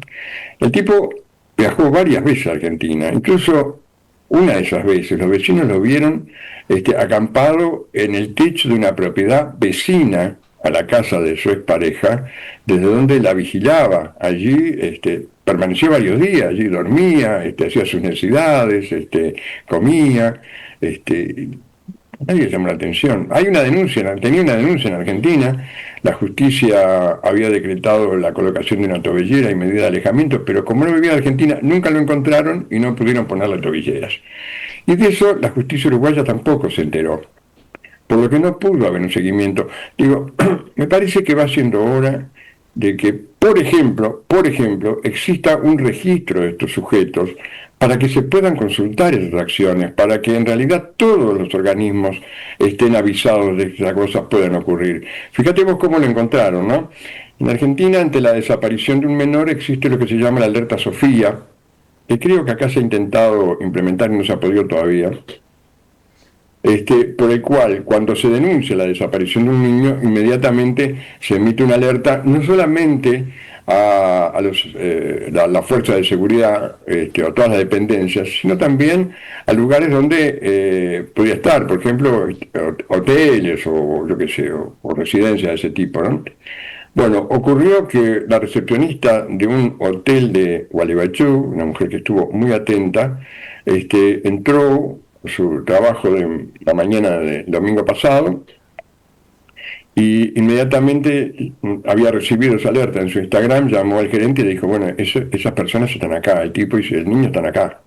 Entonces dieron aviso a la policía montó un operativo y allí lo detuvieron, ¿no? Y eso fue una buena coordinación, digamos, porque permitió detenerlo. No pudo evitar los crímenes, ¿no? Que eso es una cosa que debería complicarnos. Evidentemente tenemos mucho para hacer, porque además ocurre que se enfrenta otra circunstancia que niega lo evidente, porque en este país hay organizaciones políticas que han desarrollado una lucha intensa contra las leyes de género, ¿no? Que pueden tener personas que de repente a veces se van de mambo, pero esto ocurre en todos los procesos de transformación, digamos, ¿no? Desde Varones Unidos, por ejemplo, Varones Unidos fue la primera organización que lanzó esa alerta de que muchas denuncias de violencia de género eran falsas, ¿no? Y a eso se sumaron muchos actores políticos denunciando esa historia. En realidad, la realidad demuestra que solamente han ocurrido 2 denuncias falsas, y una de esas denuncias era de un hombre, o sea que tampoco tenía la magnitud que quisieron darle. Lo cierto es que cuando vos mirás los números del Ministerio del Interior, por ejemplo, sobre criminalidad, y percibís que más o menos las denuncias por violencia de género son terribles, son casi 100 por día, hermano, y eso en línea general no han variado en el tiempo. Estamos hablando de denuncias solamente realizadas por mujeres. No sé cuántas denuncias debe haber por abusos contra menores. También es otro aspecto de esta cuestión que nos debería preocupar a todos, ¿no? Pues bien, esto exigiría que la sociedad repiense la postura que tiene con respecto a estos casos, o por lo menos una buena parte de la sociedad, porque lo que está pasando es que hay personas que mueren inútilmente, mueren desgraciadamente sin que podamos hacer nada para evitarlo. Eso es algo que debería preocupar. Pero además, este asunto reveló otra cuestión, que incluso ha sido preocupación del ministro del Interior, Carlos Negro, por estas horas. Lo dijo ayer, creo que fue, antes de ayer, en esos desayunos que hace el Semana de Búsqueda, la preocupación porque la frontera del litoral es un colador, ¿no? Y bueno, fíjate que el tipo estuvo entrenando en Salto para cruzar a remo a Concordia, y lo hizo sin ningún problema, en un lugar donde apenas hay 800 metros de distancia entre una orilla y la otra. Si este tipo pudo pasar, preguntate vos cuántos narcos, cuánta droga, cuántos lavadores de dinero, cuánta plata, cuántos delincuentes peligrosos podrían pasar de la misma manera, ¿no? Y eso ocurre a la vista de todo el mundo, porque todo el mundo sabe en el litoral que esto ocurre. Todo el mundo sabe, esto no se puede esconder. Y esto viene ocurriendo desde hace años. La preocupación sobre la porosidad de la frontera se viene manifestando hace años, pero el problema es que nadie hace nada. Y por ahí entra todo lo que pensemos y sospechemos, y se va todo lo peor que sospechemos. Seguramente también muchas mujeres que son víctimas de trata de personas son sacadas por ahí, o de esa manera también, ¿no? Pues bien, este es un aspecto, es decir, tenemos una preocupación sobre la violencia de género, pero no es lo que parece. La otra preocupación tiene que ver con esta cosa de la corrupción. No digo esta cosa de la corrupción porque todo el mundo habla de la corrupción. Siempre referido a un adversario, ¿no? Nunca referido a la propia. Todos están preocupados porque fulano hizo tal cosa, porque es una falla ética, porque fulano hizo tal historia. Todo el día vemos eso, proporcionadas por dirigentes de partidos políticos. Pues bien, la preocupación es relativa, porque les preocupa cuando tiene que ver con otros, no les preocupa cuando es propio. Fíjate vos, en el año 2018, el entonces intendente de Maldonado, Enrique Antía, le adjudicó a una amiga íntima, subrayo el término, amiga íntima, una propiedad, una casa, ubicado acá en un lugar que se llama Cañada Aparicio, que son viviendas propiedad construidas por la Intendencia. Se la adjudicó por 2 años en carácter de comodato. La señora vivía en Eguá, es peluquera de profesión, tenía un negocio en Eguá, y se había mudado a Maldonado y había instalado una peluquería acá en el centro de Maldonado, ¿no?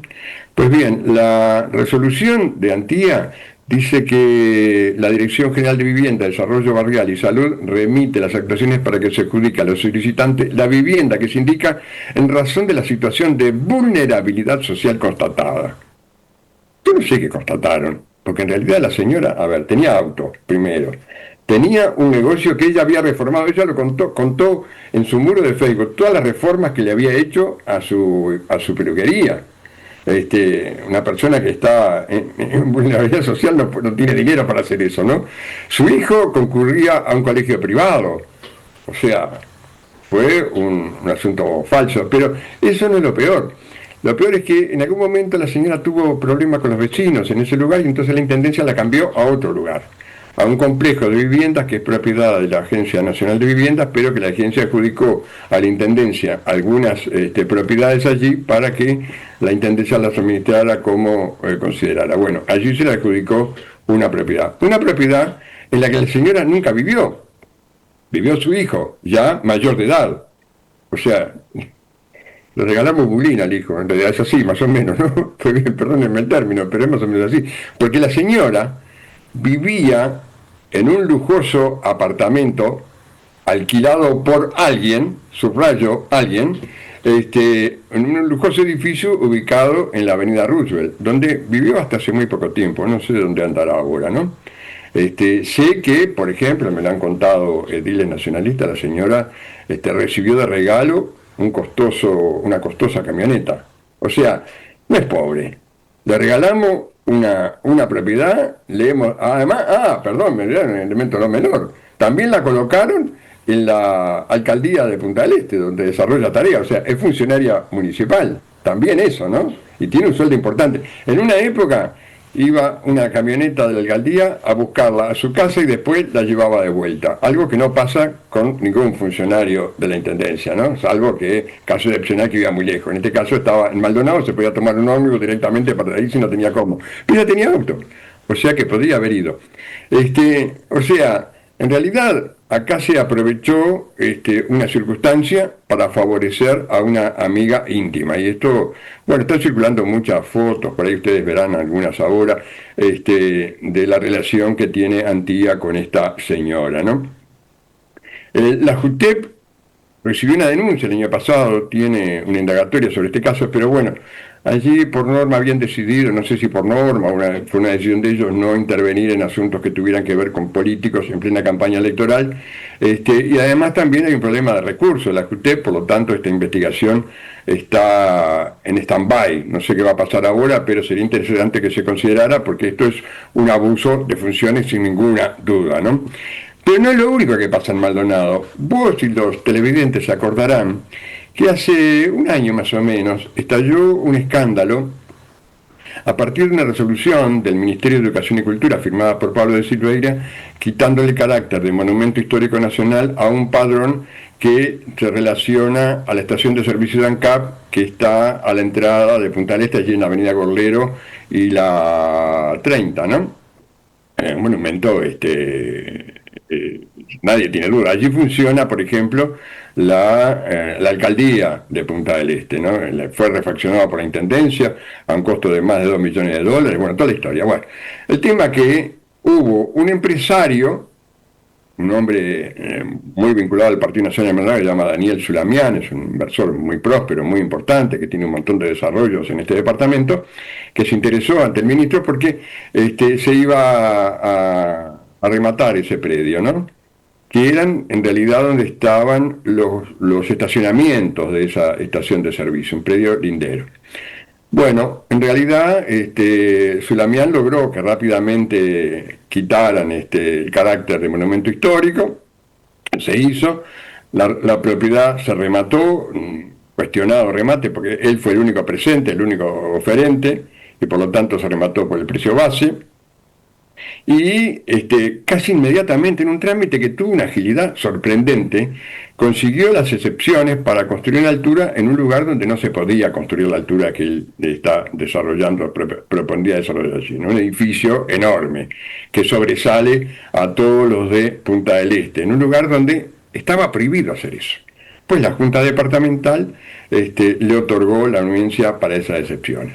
Obviamente fueron varios los vecinos que se manifestaron preocupados porque eso cambiaba las condiciones por las cuales ellos habían adquirido sus propiedades en sumas cuantiosas allí en el entorno, y además les afectaba directamente, pues les cambiaba la vista, les afectaba la sombra, yo qué sé, los movimientos, todo lo que iba a haber allí, ¿no? Bueno, efectivamente, ¿qué ocurrió en estos días? El Tribunal de lo Contencioso Administrativo, emitió una resolución el 12 de agosto por el cual rechazó todas las excepciones presentadas en el litigio contra la desafectación como Monumento Histórico Nacional de una parte del padrón 11.493. Quiere decir esto que rechazó la resolución del decreto firmado por Pablo da Silveira. Y esto abre un paradigma en esta historia, una cuestión impensada, porque pueden ocurrir dos cosas. Esta resolución todavía no está firme. Cuando quede firme, bueno, habilita a los vecinos a iniciar un juicio, ya lo han anunciado, un juicio, tal vez el juicio más grande que ha tenido nunca la Intendencia de Maldonado. ¿Tá? Imagínate, son muchos edificios que están en la vuelta, ¿no? Y lo otro es que si efectivamente se toma como criterio de que ya no se podrá construir donde las excepciones afecten la calidad de vida de los vecinos o su propio patrimonio, esto va a cambiar, esto es un acontecimiento histórico, va a cambiar mucho del desarrollo inmobiliario de Punta del Este. La última, un segundito, nada más te quito un segundito, porque en realidad tampoco mi preocupación es con respecto al lavado de dinero. Votaron una ley el otro día, yo qué sé, votaron la ley para el tema de... Todos los días tenemos una ley diferente con la que van a arreglar estos temas, ¿no? Bueno, el comisario general retirado Pablo Costa, jefe de policía de Colonia, va a ser recordado en el tiempo como el primer jefe de policía que expresa públicamente su preocupación por el lavado de dinero. En una entrevista publicada por La Vera, Costa dijo: nosotros vemos que en Colonia existe cierta pasividad para darse cuenta de algunas situaciones que llaman la atención con el manejo del dinero, con inversiones que se realizan. Creo que la entrada en vigencia de la ley de urgente consideración en el periodo de gobierno pasado, que flexibilizó los controles para el desembolso de dinero, fue una puerta abierta para eso. Obviamente, y perdón por el término, lo han puteado en todos los colores. ¿Quiénes? La mayoría del Partido Nacional, empezando por los dos legisladores nacionalistas de Colonia, pero además dirigentes nacionales, Javier García y otros más, se han sumado a estos cuestionamientos contra el jefe de policía. Pues lean la entrevista que publica hoy Caras y Caretas a Ricardo Gil Iribarne sobre los retrocesos que hemos tenido en materia de lavado de dinero, y ustedes van a entender cómo nada es lo que parece. O sea, cuando te dicen que están de acuerdo, en realidad están relativamente de acuerdo. Muchas gracias, Carlitos Peláez, y gracias a todos y todas los que nos están acompañando. Vamos a un corte, enseguida volvemos con más Legítima Defensa.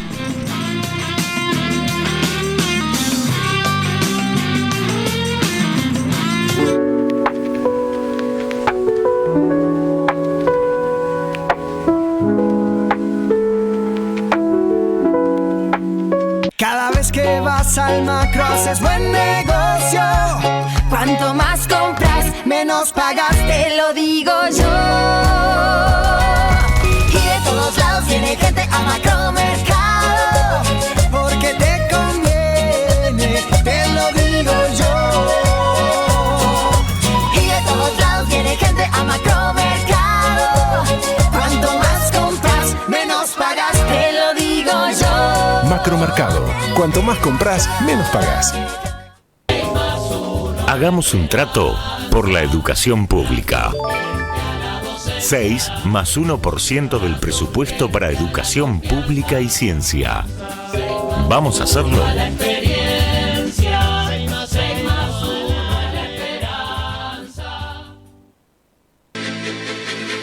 La verdadera amistad te dice las cosas de frente, aunque muchas veces no te gusten. Porque tiene la honestidad por virtud y es auténtica. Prioriza la confianza por sobre todas las cosas. Es que la amistad asume el compromiso de estar siempre, sobre todo en las malas, para que cuando lleguen las buenas sean una verdadera fiesta. No importa el momento, la hora o el lugar, su voz siempre te hace sentir como en casa. Caras y Caretas, una voz amiga. Suscríbete ahora.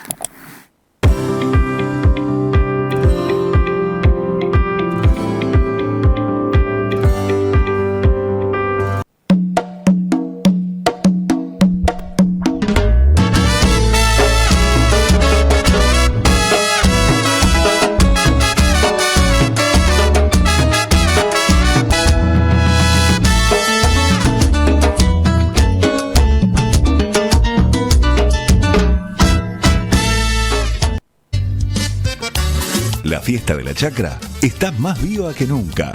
Nos encontramos el 18 y 19 de octubre desde las 9 de la mañana en el Centro Educativo Rural de San Jacinto. un museo al aire libre donde podrás disfrutar de nuestra gastronomía típica, feria de emprendedores, música y la calidez de nuestra gente. Consultá la grilla de actividades en imcanelones.gov.uy. Entradas a la venta por Red Tickets. Fiesta de la Chacra. Orgullosos de nuestra identidad chacarera. Canelones avanza con la gente.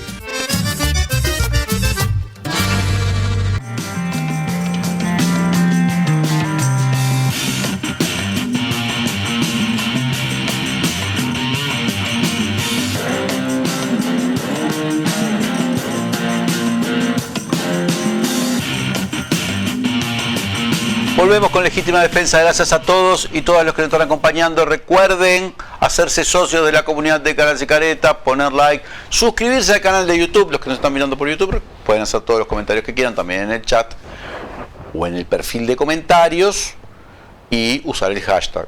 Todo eso que le digo siempre, bueno, se los reitero. Tengo el gusto de recibir en el estudio a mi querida amiga y colega Georgina Maggio. ¿Cómo andás? Hola Leandro, ¿cómo te va?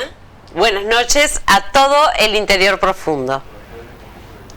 Buenas noches. Y área metropolitana y litoral. Bueno, buenas noches a todo el interior profundo. Yo me sumo a tus saludos, Georgina. Me imagino. Mira bueno, qué lujo de entrevistada tenemos, ¿eh? Tenemos hoy a la ministra del Tribunal de Apelaciones y presidenta de la Asociación de Magistrados, María Elena Maynar. Sí. La presidenta de la Asociación de Magistrados. Bienvenida. Bien, muchas gracias a usted por la invitación. Muchas gracias. Antes de comenzar a conversar con la ministra, aunque también probablemente pueda participar de esto, Georgina, ¿me comentás algo de lo que aprobó el Parlamento esta semana sobre la descentralización de la defensa pública? Bueno, que había festejos en el Parlamento. Pues. Mínimamente, y además podemos hablar de esto con María Elena Maynar, por supuesto, porque vive ese trabajo también, desde otro lado, pero también es la autonomía, bueno, se trata de conformar un servicio descentralizado que hace mucho tiempo los defensores públicos pretendían. Tiene sus efectos, no es todo tan simple. Vamos a ver cómo reglamenta esa ley el Poder Ejecutivo para ver en la práctica cómo se da esa autonomía, ¿no? Tiene efectos que a lo mejor algunos podemos conversarlos con María Elena Maynar en cuanto a bueno, esos recursos humanos que se van a tener que implementar, también los recursos edilicios. No es tan simple ser independiente. A la Suprema Corte de Justicia no le parece... Hay una oración chiquitita, sí, pero hay que tenerla en cuenta. Bueno, a la hora de votar esta ley vimos que los senadores aplaudieron. Está bien, es un logro que esta ley salga por una parte, por otro, la Constitución dice que es la Suprema Corte de Justicia, o sea, la Defensoría Pública depende de la Suprema Corte de Justicia, no porque sea arbitrario, sino porque la Constitución así lo ha dicho. Entonces ahí hay un aspectito de posible inconstitucionalidad que habría que verlo, ¿no? ¿Ah, sí? Y sí. Ah, me impresionante. No, yo vi pero eso lo que yo te digo no es noticia porque está en la Constitución. No, pero bueno, noticia, puede lo que haber... vos me planteás es no sé si es noticia o no, porque puede haber otra lectura de eso, como todo lo que hemos visto que tiene otras lecturas, ¿verdad? Entonces, bueno, habría que adentrarse un poquito más en ese tema. Bueno, está bien. Lo que pasa es que cuando vi que había festejos en la barra, ¿no? O sea, los defensores públicos, y también había trascendido que había cierta molestia de la Suprema Corte de Justicia. Hay un tema ahí de no sé si de competencia, en fin, de quién depende y si vos planteás que, fíjate que si vos planteás que la Constitución establece esto y que podría haber un viso de inconstitucionalidad, entonces claro, el problema es confundir una discrepancia política con un problema de constitucionalidad. Claro. No es lo mismo. No es lo mismo. Si el actor que está molesto por una discrepancia termina siendo el que juzga la constitucionalidad, tenemos un problema. De igual manera, uno no puede ser determinante con eso porque muchas veces hay, normas en la Constitución que vemos que tienen otras interpretaciones luego. Así que veremos hay que entonces qué pasa. Bueno, nuevamente disculpe No, por favor, está muy bien. No, al quehacer de María Elena, sé que también... Sí, además de estas últimas horas, por eso quería que y Georgina siempre nos tiene actualizado de todo lo que sucede en la órbita del poder judicial. Bueno, dale, Georgina. Bueno, muy bien. Entonces empecemos por el principio. Hay un presupuesto, se votó en el diputados, pasa a senadores, pero ¿qué pasa con el Poder Judicial? ¿En qué se está? ¿Mejoró en cuanto al comienzo de la discusión o no? O sea, el presupuesto que remitió la Corte este año, a principios de año, nos reunió a todos los gremios que integramos el Poder Judicial y nos pidió que, fue en diciembre en realidad del 2024, que remitiéramos aspiraciones para incluir en el presupuesto de la Corte. Y el presupuesto que eleva la Corte al Poder Ejecutivo contempla casi todos los pedidos que se hicieron por los distintos gremios del Poder Judicial. Ahora bien, el proyecto del Poder Ejecutivo es totalmente insuficiente, lo que tiene que ver, o sea, no ha previsto nada. Lo único que sabemos que se aprobó hasta ahora es el tema del artículo primero, que el artículo primero del proyecto que remite la Corte habla de, nosotros tenemos prohibido hacer transposiciones de fondos sin determinadas autorizaciones. ¿Qué quiere decir? Si te sobra dinero de un rubro de los que tenés asignado, no lo podés transponer a otro gasto, sino que eso va a rentas generales, esa sobra. Bien. Bueno, eso ahora se modificaría, por lo menos permitiría que dentro del presupuesto acotado que tiene la Corte pueda disponer con cierta libertad, digamos, de los rubros que dispone. Bien. Eso es lo único que tenemos aprobado hasta ahora. Ese era un reclamo también, ¿no? Que dispusiera con esa flexibilidad. Sí, ahí sí. va. Y después, bueno, en cuanto a los juzgados de género, que es otro reclamo de los jueces sobre todo que trabajan en el tema de género y violencia doméstica, que honestamente es todo una odisea el trabajo que tienen por la cantidad de trabajo. Sabemos que la violencia se ha incrementado más de un 30% en el último año y bueno, y son temas de todos los días, el tema de la violencia de género y doméstica. En realidad, la ley, la 19.580, prevé los juzgados de violencia de género, que existen 8 en todo el país, porque son juzgados que se encargan de lo que es violencia de género y también de la parte penal, de alimentos, visitas y de todo lo que concierne a una determinada familia. De esos juzgados se crearon 8 que en realidad se dio presupuesto para 3 juzgados. Y bueno, y sacando un poco gente de acá y de allá, se fueron armando los 8 juzgados que están en Maldonado, en Rivera y en Salto. Y después en el resto del país tenemos una ley, una ley con conceptos y buena ley, que es la ley la de violencia de género, pero el tema que si uno tiene una ley y no tiene los recursos, las cosas se dificultan. Y pedimos 18 juzgados de violencia de género y nos dieron 2. ¿18 más que los 8 existentes? ¿O 10 más? No, para todo el país, porque en realidad en Montevideo no hay juzgados de violencia de género. Tenés juzgados de familia especializada que entienden a lo que es la urgencia nada más. Y después todos los demás temas de la familia van a los juzgados de familia comunes. ¿Cómo? ¿Sí? O sea, en Montevideo no hay. Se pidieron 18, que iban a ser, creo que eran 6 para acá, para Montevideo, y el resto para el interior, en distintos puntos del interior. Se prevén 2 juzgados a partir del 1 de enero de 2027 recién. Y bueno, insuficiente. Totalmente insuficiente. Sí. Bueno, una de las situaciones que hubo, ya te dejo, Leandro, por supuesto, que hubo recientemente fue el caso Soria. Lamentablemente lo tenemos que recordar todos. En Mercedes hay una jueza que, bueno, que se le abrió una investigación. Por supuesto, de eso personalmente no vamos a estar individualizando esa situación porque está en sumario y seguramente no se pueden explayar mucho, pero es una jueza que se encontró con una situación de hasta lo que tenemos nosotros como información, ¿verdad?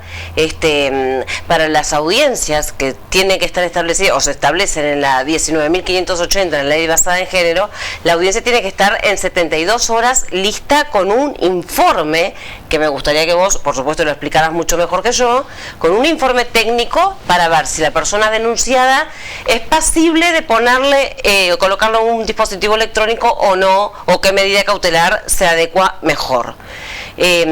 Como no hay psicólogos porque no hay presupuesto, se encontró esa jueza con una denuncia sin su informe técnico. ¿Es más o menos así? Claro, el tema es que El caso, o todos los casos, se manejan de determinada manera. O sea, suponete la víctima de violencia de género o violencia doméstica, la mujer que está sometida a violencia, hacer la denuncia a una unidad de violencia de género o a una seccional policial. Obviamente que va en un estado de alteración, supongo yo, porque no son hechos fáciles de denunciar ni de manejar, decide hacer la denuncia, va y habla con un efectivo policial. Ese efectivo policial recibe la noticia que le da la señora y ese policía es el encargado, a su vez, de transmitirle al juez telefónicamente, no solo ese caso, porque acá en Montevideo reciben entre 50 y 70 llamadas por día los jueces que están de turno. Bueno, lo llama el policía del juez y le dice, mire doctora, pasó tal y tal cosa, y le da su versión de la versión que le dio la señora. El juez, con esa versión que le da el policía, tiene que hacerse su versión en su cabeza y decir, bueno, esto amerita una medida cautelar de no acercamiento, no comunicación, no sé qué, y debe convocar, sí, porque la ley lo dice así, porque es un tema de urgencia, dentro de las 72 horas audiencia. Esa primera audiencia que se convoca a las 72 horas debe tener un informe de riesgo. De riesgo. Informe de riesgo que no llega dentro de las 72 horas. ¿Por qué? Ponele en Montevideo, donde tú tenés 50, 60 llamadas por día.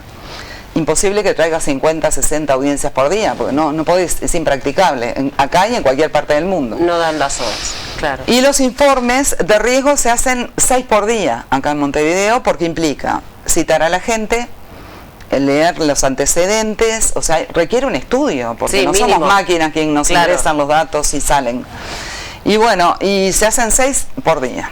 Entonces no llegan los informes de riesgo a tiempo a las audiencias, muchas. Yo que veo en segunda instancia los expedientes de familia, te puedo decir que hay muchísimas audiencias que se celebran dentro del plazo sin informe de riesgo. Y el juez allí, con las partes, lo que hace es tomarle sin informe de riesgo, le toma, que en este caso no llegó, porque la muerte de los niños se produjo antes de las 72 horas. Claro. Pero el juez, en base a las declaraciones de las partes y de lo que la víctima quiera, porque no todo el mundo lleva tobillera, porque si la señora me dice, yo no quiero tobillera, yo no le puedo poner una tobillera. Por supuesto. Si la señora me dice, yo no quiero un policía en mi puerta, yo no le puedo poner un policía. ¿Sí? Eso tiene que quedar claro, porque digo, la gente por lo general no quiere estar sujeta a un monitoreo electrónico, la gente que realmente tiene miedo, si se siente mal, lo pide, pero hay mucha gente que te dice que no. Y bueno, entonces impones medidas de no acercamiento, de no comunicación.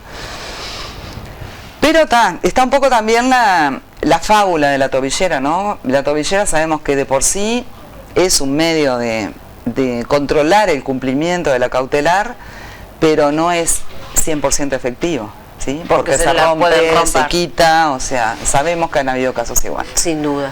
Y bueno, ese es el tema un poco de, así se maneja el tema de violencia. Pero de es género. así que el Poder Judicial o hay juzgados que tienen solamente un psicólogo. Sí. Sí. ¿Un psicólogo para todo el departamento o para toda la sede judicial que está instalada en algún lugar? Y sí, puede haber, sí, un psicólogo, un psiquiatra. Yo he trabajado en el interior y de repente tenías que esperar el psiquiatra que viniera de otra parte o un técnico, determinado técnico, porque no había en ese momento. Sí, sí. Y ahora no mejoró. No, eso. Por lo que tengo como informado, presidenta de AMU, bueno, tendrás muchas situaciones en todos los departamentos. Sí, sí.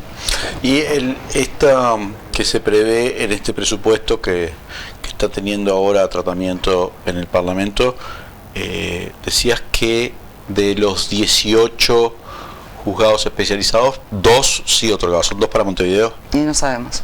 Son 2, pero no se sabe bien para qué. De todas maneras, con el código del proceso actual, yo no sé por qué quiero, capaz que me estoy confundiendo porque una cosa es la competencia de familia, otra la penal y todo, sí. Pero los que llevan adelante las investigaciones son en general fiscales, ¿no? Sí, por supuesto. Ya no son los jueces. En la penal, exacta. Claro, en penal.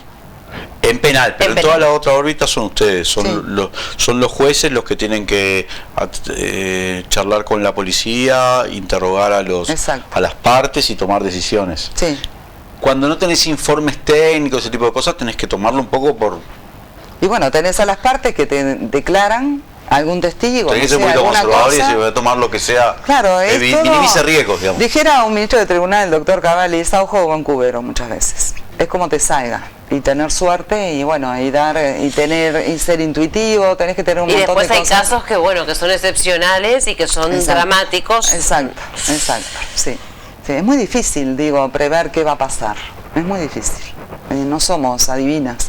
Bien. Y cometemos errores también, o sea, hay que admitir que nos equivocamos también, ¿no? Porque somos humanos. En el caso de la Asociación de Fiscales, que hemos tenido el placer de entrevistar varias veces a sus dirigentes, se han manifestado en varias oportunidades molestos por el tratamiento que hace el sistema político del tema de la Fiscalía, sienten que hay una presión sistemática, que están siempre en el ojo de la tormenta.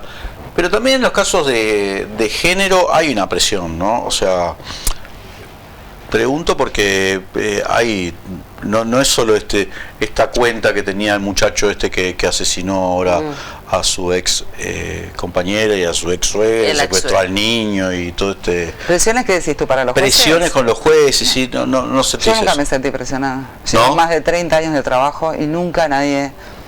cuando salen y ahí se toda esa discusión sobre que si esta ley privilegia a las mujeres o si hay o no hay fallas, todo eso, a los jueces eso no los toca. Y los jueces no podemos criticar las normas, los jueces tenemos que aplicar las normas. Y muchas veces éticamente de repente yo puedo no estar de acuerdo con una resolución según mi forma de pensar, pero bueno, a mí lo que me marca, lo que tengo que resolver es la ley, ese es el marco que yo tengo para resolver. Entonces no salimos a criticar a las leyes, nosotros las aplicamos, decidimos, eso es lo que hace un juez. El fiscal es parte, el fiscal no resuelve, el fiscal pide, como pide el abogado, la defensa del imputado. O sea, son situaciones diferentes, ¿sí? Sigue siendo una parte en el proceso, el juez también, pero el juez es el que resuelve. Bien. ¿En qué afecta esta independencia, tan incipiente, pero de los de Defensoría Pública?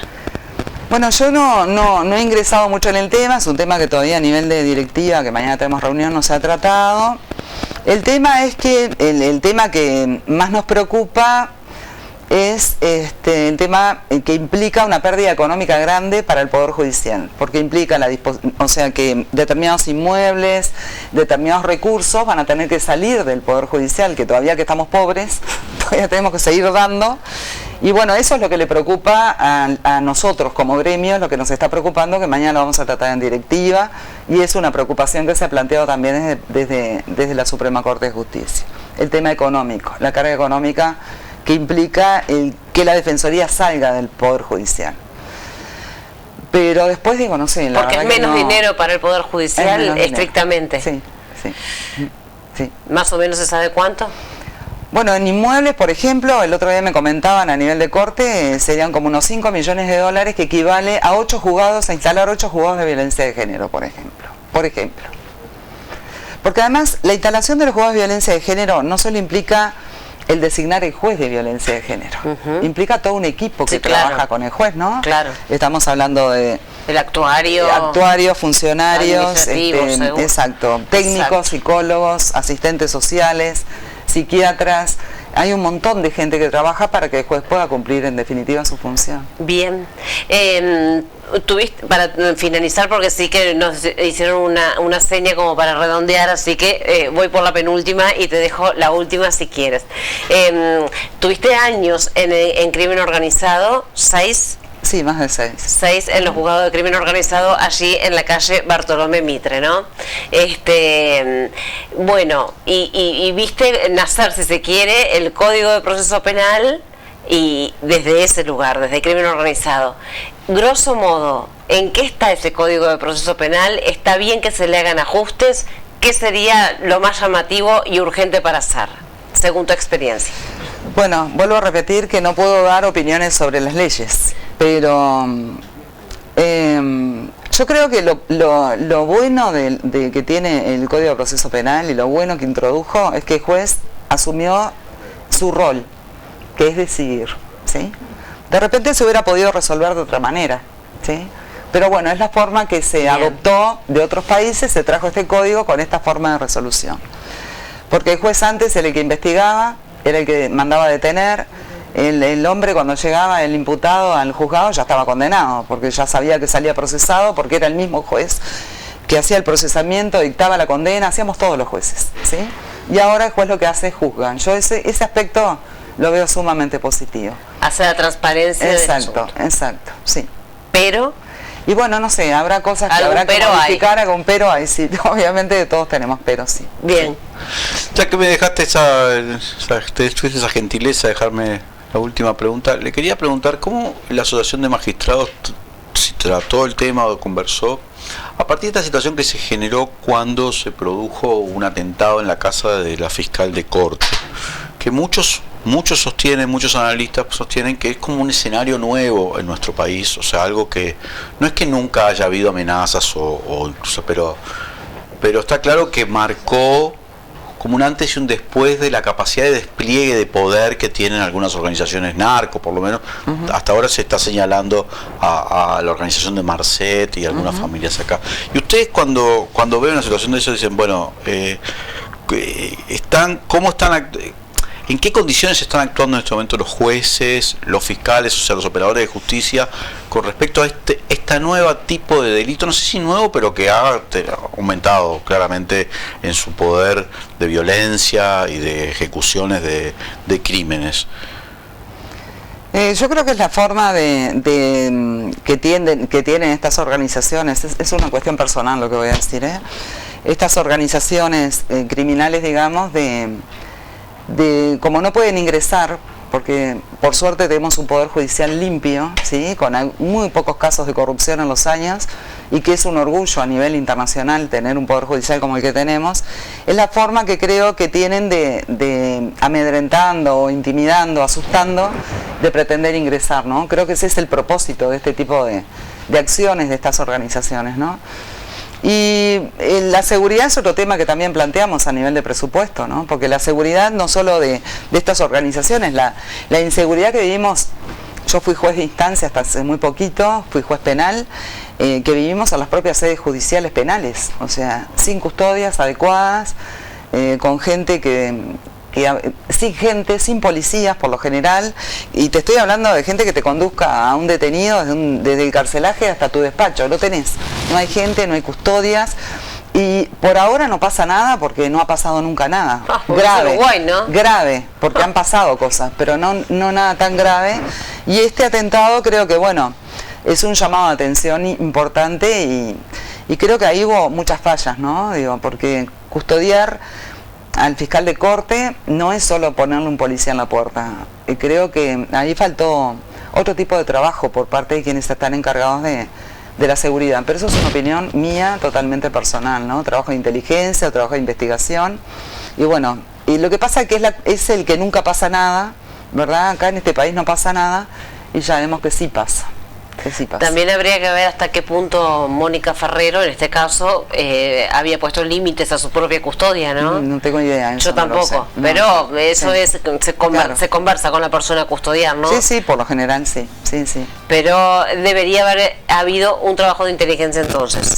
Sí, supongo que esa es la forma de custodiar realmente a una persona como es el fiscal de corte, ¿no? Por lo pronto está claro que hubo intención de amedrentar. Obviamente. Da esa sensación. Sin duda. Me alegra que los jueces y las juezas en Uruguay tengan esa característica de ¿cómo es? Bueno, no estar corrompidos. Hay otros sistemas judiciales que están muy corrompidos. Pero bueno, ya sabemos cómo funcionan los narcos, los que no corrompen lo quieren matar, ¿no? O sea, entonces siempre parece que llamar la atención sobre este tema no es menor después de que sucedió una cosa de esta, para evitar que pasen nuevas cosas. Pero bueno, muchas gracias, doctora. Muchas gracias. María Elena Maynar, presidenta de la Asociación de Magistrados. Gracias, Georgina Mayo. Gracias, Leandro, a ti. Y gracias a todos y todas los que nos han acompañado. Soy Leandro Grillet, esto fue Legítima Defensa.